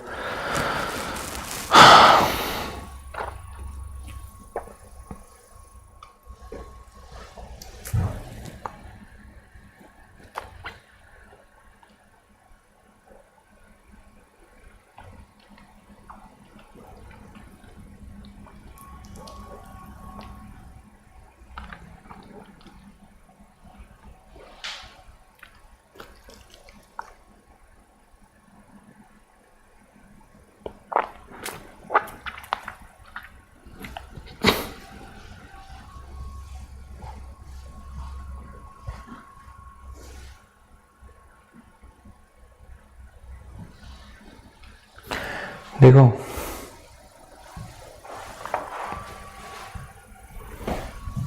इसलिए तो सरकार रेफरेंडम नहीं देती हमारी कंट्री में। रेफरेंडम अगर दे दिया तो तुम लोगों को मैटर भेजा जाएगा, तुम लोग उसे रिपील ही करोगे, है ना। मैंने रेफरेंडम करा दिया, लिख के सारे लिख के शुरू हो गए हो। देखो फिर देखो, लाइफ ऑफ लोकसभा थी 2019 तक, ठीक है, 2019 मई तक थी, मई 2019 तक। अब मोदी, प्राइम मिनिस्टर मोदी को अच्छे से पता था कि भाई मैं नहीं जीतूंगा, मान लो अगर, ठीक है, अगर उन्हें अच्छे से पता हो कि मैं नहीं जीतूंगा, तो मई, अप्रैल, मार्च, उसके पीछे जनवरी, फरवरी, दिसंबर, उन्होंने क्या किया, दिसंबर 2018 में क्या कर दिया, दिसंबर 2018 में इमरजेंसी लगा दी, नेशनल इमरजेंसी, ठीक है। अब इसी दिसंबर 2018 के पीरियड के अंदर अंदर एक लॉ बना दिया कि that life of Lok Sabha will be extended. कब बनाया ये लॉ? दिसंबर में इमरजेंसी लगाई, 15 दिसंबर 2018 को एक लॉ पास कर दिया कि लोकसभा की लाइफ एक्सटेंड कर दो। कितना? 1 ईयर तक हो सकती है, चाहे तो कम भी कर सकते हैं, लेकिन ये लोग 1 ईयर ही करेंगे।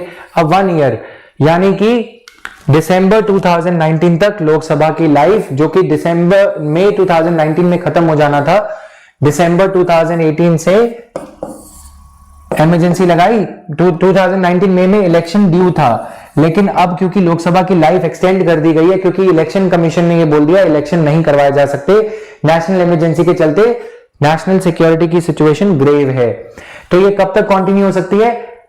आइडियली ये दिसंबर 2018, 14 दिसंबर 2019 तक कंटिन्यू हो सकती है, क्योंकि दिसंबर 15 2018 को लगाई गई। लेकिन इसके लगाने के बाद, ठीक है, इमरजेंसी खत्म हो गई कब? मान लो फरवरी 2019 में इमरजेंसी हटा दी गई, ठीक है, 15 फरवरी, चलो इसको ले लेते हैं, 25 फरवरी को इमरजेंसी हटा दी गई, रिमूव्ड। तो जिस डेट से रिमूव की गई है इमरजेंसी, उस डेट से मार्च, 25 फरवरी से 25 मार्च, 25 अप्रैल, 25 मई, 25 जून, 25 जुलाई, 25 अगस्त, इमरजेंसी के खत्म होने के बाद भले ही इसकी टेन्योर 1 साल तक एक्सटेंड की गई थी, लेकिन 25 अगस्त से पहले पहले लोकसभा के इलेक्शन करवाए जाएंगे, क्योंकि इसमें यह एजम्पशन है इमरजेंसी तभी हटाई गई कि law and order situation improve हो गया होगा, और 6 महीने और दे दिए गए तो लॉ एंड ऑर्डर सिचुएशन तो इन 6 महीनों में पूरी तरह से इंप्रूव हो गया होगा, तो इलेक्शन करवाओ। 1 ईयर एट अ टाइम, बार बार करी जा सकती है, 1 ईयर एट अ टाइम करो, फिर दोबारा से एक्सटेंड कर दो 9वें महीने में, 6वें महीने में, जब करना चाहो।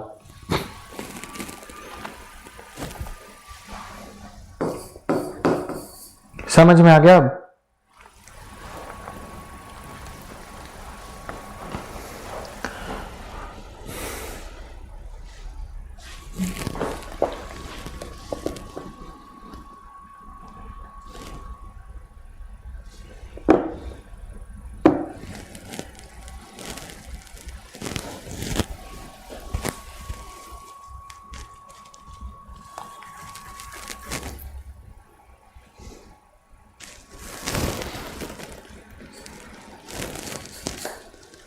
Done? So state legislative assembly की टर्म भी पार्लियामेंट एक्सटेंड करेगी, प्रेसिडेंट नहीं। Same procedure to extend the life of state legislative assembly as well. Clear है? Effect of national emergency on fundamental rights. Articles 358 and 359 describe the effect of a national emergency on fundamental rights. Article 358 deals with, देखो president जो notification emergency की issue करते हैं वो करते हैं 352 में, ठीक है। अब 350 ये ज्यादा इंपॉर्टेंट है, सबसे ज्यादा इंपॉर्टेंट ये है अभी तक जो हमने पढ़ा है उसमें से, क्योंकि वो वाली चीजें तब इंपॉर्टेंट होती हैं जब जैसे एल.के. अडवाणी 2015 में काफी ज्यादा बोल रहे थे। क्या बोल रहे थे? कि मुझे लगता है कि देश में इमरजेंसी जैसा माहौल आ गया है, तो तब वो चीजें इंपॉर्टेंट हो जाती हैं, ठीक है, फंडामेंटल राइट्स और ये सब प्रोसीजर क्या है इमरजेंसी को लगाने। लेकिन यहाँ पे चीजें थोड़ी अलग हैं। देखो इमरजेंसी लगाई गई किसमें? आर्टिकल 352 के अंदर नोटिफिकेशन इशू करा जाता है। अब उसके अंदर प्रेसिडेंट ये कहते हैं कि मतलब काउंसिल ऑफ मिनिस्टर्स ने, cabinet headed by prime minister ने प्रेसिडेंट को ये बोला कि इमरजेंसी लगा दो। प्रेसिडेंट जब इमरजेंसी इन्वोक करते हैं तो या तो वो 358 के अंदर कर सकते हैं या वो 359 के अंदर कर सकते हैं, राइट। नोटिफिकेशन इसके अंदर, सब नोटिफिकेशन आर्टिकल ये है, प्राइमरी आर्टिकल ये है, सेकेंडरी आर्टिकल ये है। देखते हैं इसमें क्या है, 359 कर लेना इसे। Articles 358 and Article 359 they describe the effect of a national emergency on fundamental rights. Article 358 deals with the suspension of fundamental rights guaranteed by Article 19. ठीक है, guaranteed by Article 19. Article 359 deals with the suspension of other fundamental rights except those guaranteed by Article 20 and 21. Article 359 deals with the suspension of other fundamental rights except those guaranteed by Articles 20 and 21. Explanation of these two provisions. Suspension of fundamental rights under Article 19. According to Article 358, when a proclamation of national emergency is made, ठीक है, the 6 fundamental rights under Article 19, freedom of speech and expression, freedom of association, freedom of business, etc., they are automatically suspended. ठीक है, तो 359 जब article 358 के अंदर emergency लगाई जाती है, आर्टिकल 19 के सारे फंडामेंटल राइट्स ऑटोमेटिकली सस्पेंड हो जाते हैं 358 में.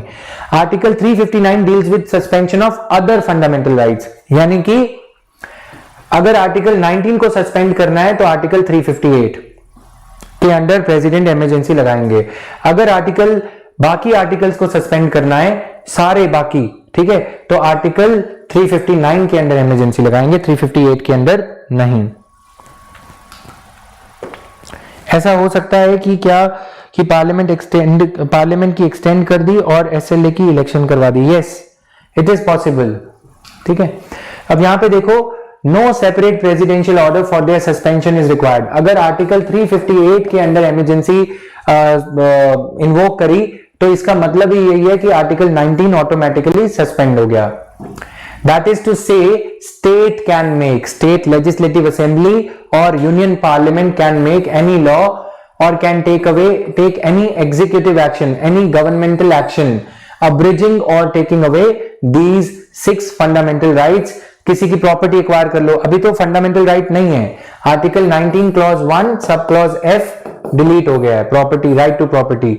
लेकिन किसी को बोलने ना दिया जाए, कोई ऐसा लॉ बना दो या कोई ऐसा एग्जीक्यूटिव ऑर्डर पास कर दो कि right to freedom of association नहीं है, आप कोई एनजीओ नहीं बना सकते, आप एक जगह इकट्ठे नहीं हो सकते, क्योंकि अगर आप इकट्ठे होगे तो आप आंदोलन की बातें करोगे जैसे इंडिया के फ्रीडम स्ट्रगल में करी जाती थी, तो वो सब बातें करना ही अलाउड नहीं है. बातें करोगे, संगठन बनाओगे, कोऑपरेटिव कुछ ऐसा करोगे कि जिससे कुछ सरकार को या स्टेट की अथॉरिटी को नुकसान हो सके, इसलिए ये सारे राइट्स ऑटोमेटिकली सस्पेंड हो जाते हैं. आगे देखते हैं judicial power. Any such law, article 358 के तहत यदि इमरजेंसी लगाई जाती है, एनी सच लॉ और executive action can not be challenged on the ground. जो भी लॉ बनाया गया जो आर्टिकल 19 के फंडामेंटल राइट्स को कर्टेल करता है, वो कोई भी लॉ या कोई भी एग्जीक्यूटिव ऑर्डर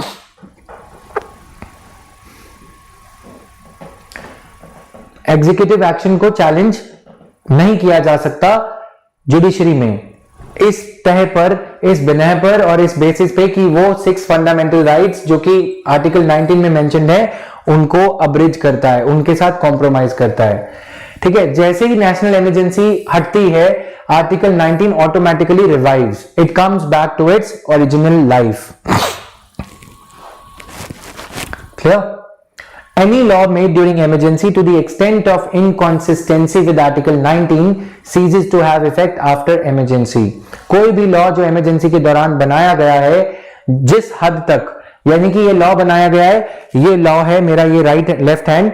अब ये लॉ अगर फंडामेंटल राइट को सिर्फ इस हद तक अब्रिज कर रहा है, फिंगर्स वाले पार्ट तक, तो सिर्फ वो फिंगर्स वाला पार्ट अब्रिज हो जाएगा. बाकी का पार्ट जो लॉ का है, यानी कि this will remain intact.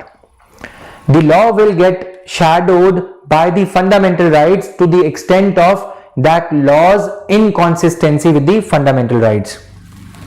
जैसे हमने डॉक्ट्रिन ऑफ एक्लिप्स पढ़ा था, राइट? However, फंडामेंटल राइट्स को अब्रिज करने की वजह से अगर किसी के फंडामेंटल राइट्स का इमरजेंसी के दौरान, during the time when the emergency was in operation, अगर किसी के फंडामेंटल राइट्स कॉम्प्रोमाइज हुए हैं, उसकी कोई रेमेडी नहीं है. This means that legislative and executive actions taken during the emergency cannot be challenged even after emergency ceases to operate. इसका मतलब ये हुआ, legislative and executive actions taken during the emergency cannot be challenged even after the emergency ceases to operate. 44th Amendment Act of 1978 restricted the scope of Article 358 in two ways. 44th Amendment Act of 1978 restricted the scope of Article 358 in two ways. क्या दो तरीके थे? Two changes. Firstly, the 6 fundamental rights under Article 19 can be suspended only when the national emergency is declared on the ground of war or external aggression and not on the ground of armed rebellion. Yes. ठीक है.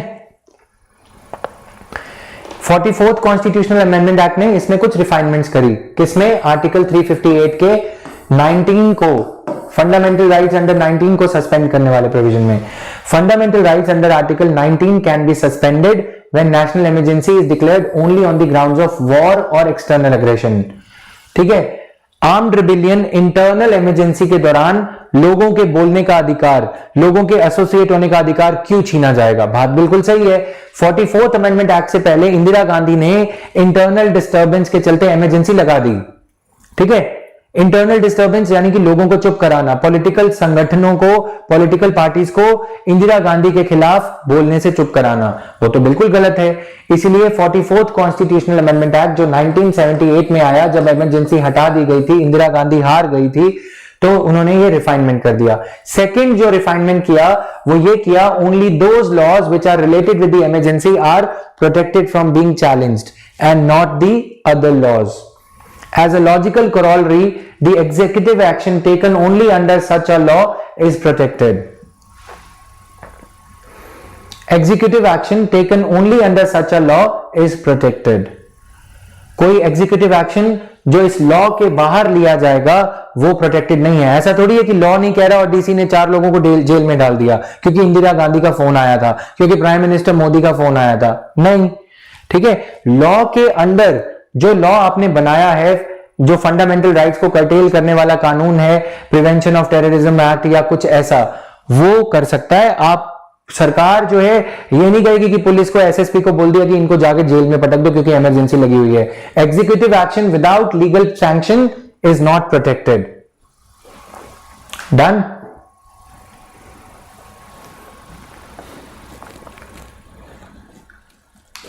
आगे, suspension of other fundamental rights. Article 359 authorizes the president to suspend the right to move any court for enforcement of fundamental rights. President ये notification issue करेंगे अगर emergency लगाई गई under Article 359. This means that under Article 359 the fundamental rights as such are not suspended but only their enforcement. इसका मतलब क्या हुआ? Fundamental rights आप एनफोर्स करने के लिए कोर्ट नहीं जा सकते. This is as good as not having the fundamental rights, है ना. एनफोर्समेंट के लिए आप नहीं जा सकते, कोर्ट में नहीं जाओगे तो फंडामेंटल राइट्स की वैल्यू क्या हुई? सरकार को डर नहीं होगा. बट थियोरेटिकल है, यूपीएससी वाले स्टूडेंट्स को पढ़ना पड़ता है. The said rights are theoretically alive but right to seek remedy under article 32 and 226 और even to the regular judiciary is not there. Suspension of enforcement relates to only those fundamental rights that are specified in the presidential order. देखो 358 के अंदर automatically suspend हो गए, इसमें कोई notification issue नहीं करना, ऑटोमेटिकली आर्टिकल 19 सस्पेंड हो गया. डन. 359 के अंदर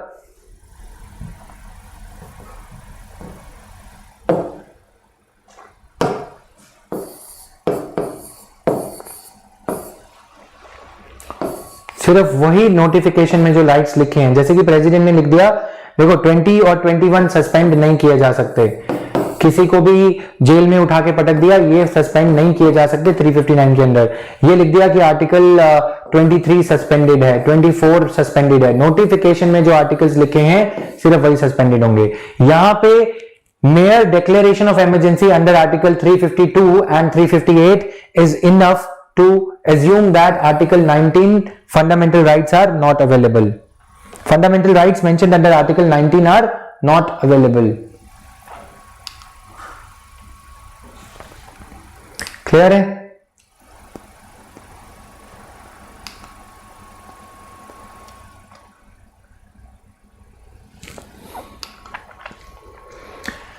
ठीक है, suspension of enforcement relates to only those fundamental rights which are specified in the presidential order और notification. Further, suspension could be for period during the operation of emergency और for a shorter period. अब president यदि चाहें, देखो 358 के अंदर तो article 19 वाले फंडामेंटल राइट्स तब तक सस्पेंडेड है जब तक इमरजेंसी है, लेकिन यहां पे कई बार ऐसा भी हो सकता है ना, इमरजेंसी 6 महीने के लिए है, लेकिन उस 6 महीने की इमरजेंसी में पहले 2 मंथ्स में ही लॉ एंड ऑर्डर रिस्टोर कर दिया गया। प्रेसिडेंट ने अपने ऑर्डर में लिखा मुझे सिर्फ 2 महीने के लिए आर्मी को ये पावर्स देनी पड़ेंगी कि इस एरिया में आतंकवादी ज्यादा हैं और स्थानीय लोग या स्थानीय सरकार इसको सपोर्ट कर रही है, तो मैं 6 महीने में से पहले 2 महीने के लिए मिलिट्री को और सरकार को, पुलिस को ये पावर्स देता हूं कि ये सारे फंडामेंटल राइट्स को दरकिनार करते हुए, इग्नोर करते हुए आप अपना काम करो, गोलीबारी चलाओ, फायरिंग करो। जैसे ही वो 2 महीने खत्म होंगे वो rights will restore back to their glory. Clear? Rights would come back to their glory.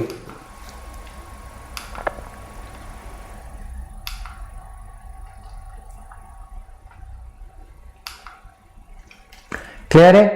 Further, the suspension could be for the period during the operation of emergency or for a shorter period, as mentioned in the order. And the suspension order may extend to the whole or any part of the country. ठीक है? Parliamentary check, it should be laid before each house of the parliament for approval. It should be laid before each house of the parliament for approval.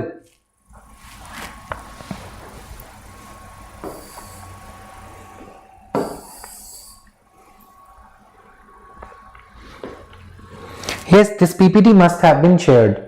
तो ये दोनों houses के सामने रखना पड़ेगा कि आपने ये सस्पेंशन करा है। ठीक है, then while a presidential order is in force, जब वो प्रेसिडेंशियल ऑर्डर लागू हो रहा होगा, Indian nation state, not only one state, Indian nation state can make any law and can take executive action abridging or taking away specific fundamental rights. Any such law or executive action cannot be challenged on the ground that they are inconsistent with the specified fundamental rights. When the order ceases to operate, any law so made to the extent of inconsistency with the specified fundamental rights ceases to have effect. But no remedy lies for anything done during the operation of the order, even after the order. ये पढ़ लेना, मतलब simple सा है। ठीक है, इसका मतलब सिर्फ ये है, legislative and executive actions taken during the operation of emergency can not be challenged even after the order expires. Not in polity group? Okay, I will share it right away after the class gets over. ठीक है, अब 44th amendment act ने article 359 के scope को भी cartel किया, जैसे उसको कर्टेल किया वैसे इसको भी। President can not suspend the right to move the court for enforcement of fundamental rights guaranteed by article 20 और 21। 44th अमेंडमेंट एक्ट से पहले आर्टिकल 20 और 21 भी 359 के अंदर सस्पेंड किए जा सकते थे। अगर आपको 19 सस्पेंड करना है, अगर सरकार को आर्टिकल 19 सस्पेंड करना है तो 358, अगर आर्टिकल बाकी के सारे फंडामेंटल राइट सस्पेंड करने हैं तो आर्टिकल 359। पहले आर्टिकल 359 में फंडामेंटल राइट टू लाइफ भी कर्टेल किया जा सकता है, इमरजेंसी लगा दी, फांसी पे लटका दो किसी को, अब ये अलाउड नहीं है। ठीक है, in other words, right to protection in respect of conviction for offences, यानी कि बिना कन्विक्शन फॉर ऑफेंसेस किसी को जेल में नहीं डाला जा सकता। और पर्सनल लिबर्टी आर्टिकल 21 इमरजेंसी के दौरान भी अब लागू रहेंगे। इन दोनों आर्टिकल्स को इन एनी इमरजेंसी 358 और 359 सस्पेंड नहीं किया जा सकता। क्वेश्चन आए, which of the following fundamental rights would survive in either of the emergencies 20 and 21? Secondly, only those laws which are related with emergency are protected from being challenged. और गाय भैंस वाली कानून पास कर दो, ये बोलो कि ये स्कूल हमारा है, प्राइवेटाइज कर दिया किसी स्कूल को, किसी अदानी की कंपनी क्यों खरीदेंगे, किसी नादान की कंपनी एक्वायर कर ली सरकार ने, गलत। ठीक है, वो लॉज जो इमरजेंसी से रिलेटेड हैं उन्हीं के तहत लिए गए एक्शंस ही सिर्फ प्रोटेक्टेड हैं। नो, 359 के अंदर आर्टिकल 19 कैन नॉट कम। ठीक है, फिर प्रेसिडेंट ये कर सकते हैं कि 358 वाली इमरजेंसी एंड 359 वाली इमरजेंसी उसकी ब्रैकेट में लिख दिया आर्टिकल 23, 24, 25, 358 का मतलब तो 19 ऑटोमेटिकली है, फिर दोनों आर्टिकल्स के अंदर इमरजेंसी इशू करनी पड़ेगी, जो कि आज तक हुआ नहीं है। तो थियोरेटिकली पॉसिबिलिटी है बट कभी नहीं हुआ ऐसा, ठीक है। 23, 24, 26 ये सब सस्पेंड कर दिए फॉर एग्जाम्पल ओनली। डन है। डिस्टिंक्शन थोड़ा सा खुद पढ़ोगे, इसको थोड़ा रिवाइज करना, ठीक है। एंड कल हम कवर करेंगे state emergency and financial emergency, that will not take much time. Clear?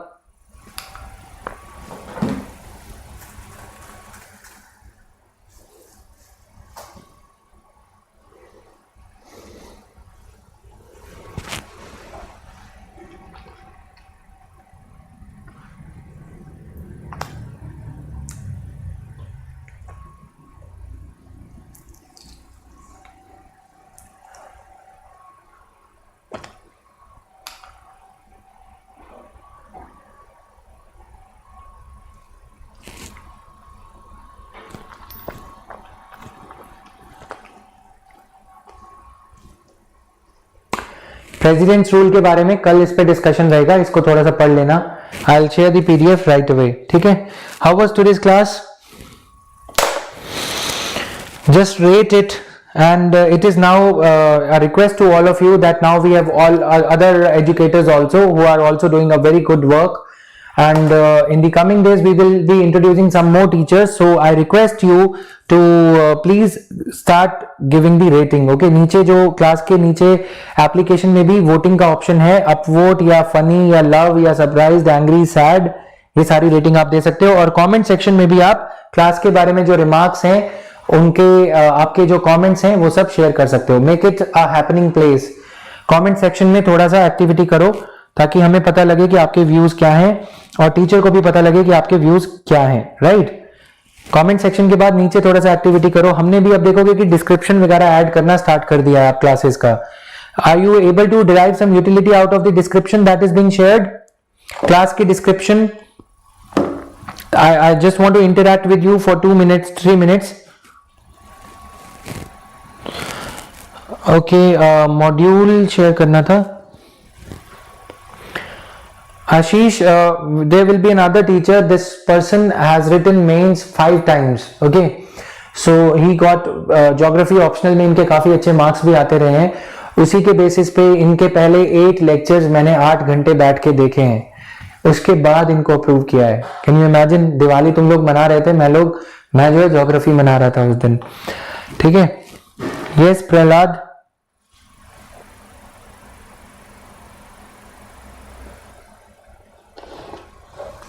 English में उनको नहीं आती बच्चे, he is from south India. We will be introducing another teacher who will be teaching in English, ठीक है। तो आप उनकी लेक्चर्स देख सकते हो।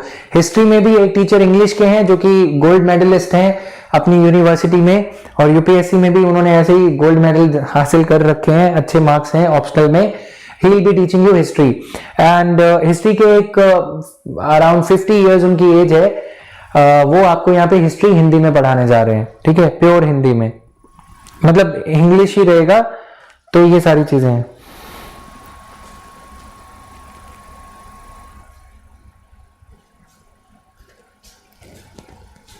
Prahlad, what is your doubt? अच्छा, आप ये बताओ कि जो क्लासेस की डिस्क्रिप्शन है वो अप टू द मार्क है, तुम्हें सही लग रहा है? And are the PDFs being uploaded on the G drive? पहले जैसा फर्स्ट होता था वो सब चीजें अब नहीं है, स्ट्रीमलाइन कर दिया गया है सब कुछ। यस और नो? क्योंकि मैं कितना भी इसमें घुस लूं, स्टूडेंट का पर्सपेक्टिव जो है स्टूडेंट का ही रहेगा। I just want to know the feedback from you.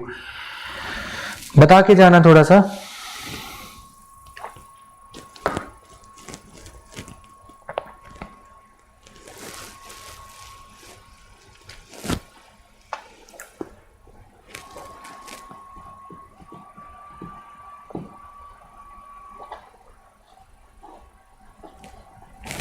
No Prahlad, emergency का फिर कोई फायदा ही नहीं रहा ना, इमरजेंसी का कोई फायदा ही नहीं रहा, ठीक है। तो फिर तो कोई फायदा ही नहीं होगा इमरजेंसी का। अगर बाद में सरकार को लपेटे में लेना है, आर्टिकल 32 रिस्टोर करना है, तो then there is no benefit.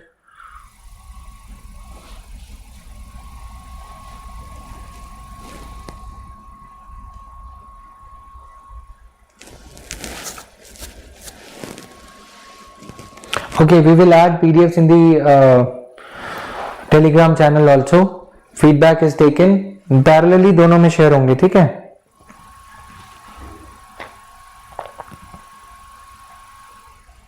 Okay, Sumaira noted. Arshika, this point has been noted. So that was all. आगे इसको कल कवर कर दूंगा मैं. मनु एंड प्रहलाद, आपकी जो प्रॉब्लम है, ठीक है, you can not go to the courts for abridgement of those fundamental. देखो फिर फंडामेंटल राइट सस्पेंड करने का मतलब ही क्या हुआ. Okay Arshika, will get it done. ठीक है.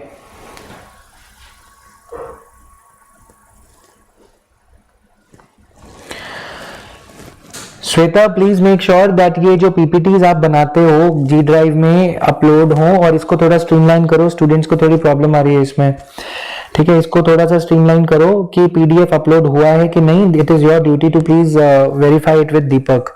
एंड सेकेंडली, ये थोड़ा ऑर्गेनाइज नहीं है because Deepak must have done it.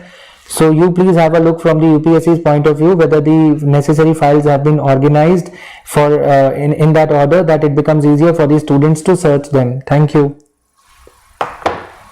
Done. और कुछ ज्योग्राफी पीपीटी भी आ जाएगी, राइट?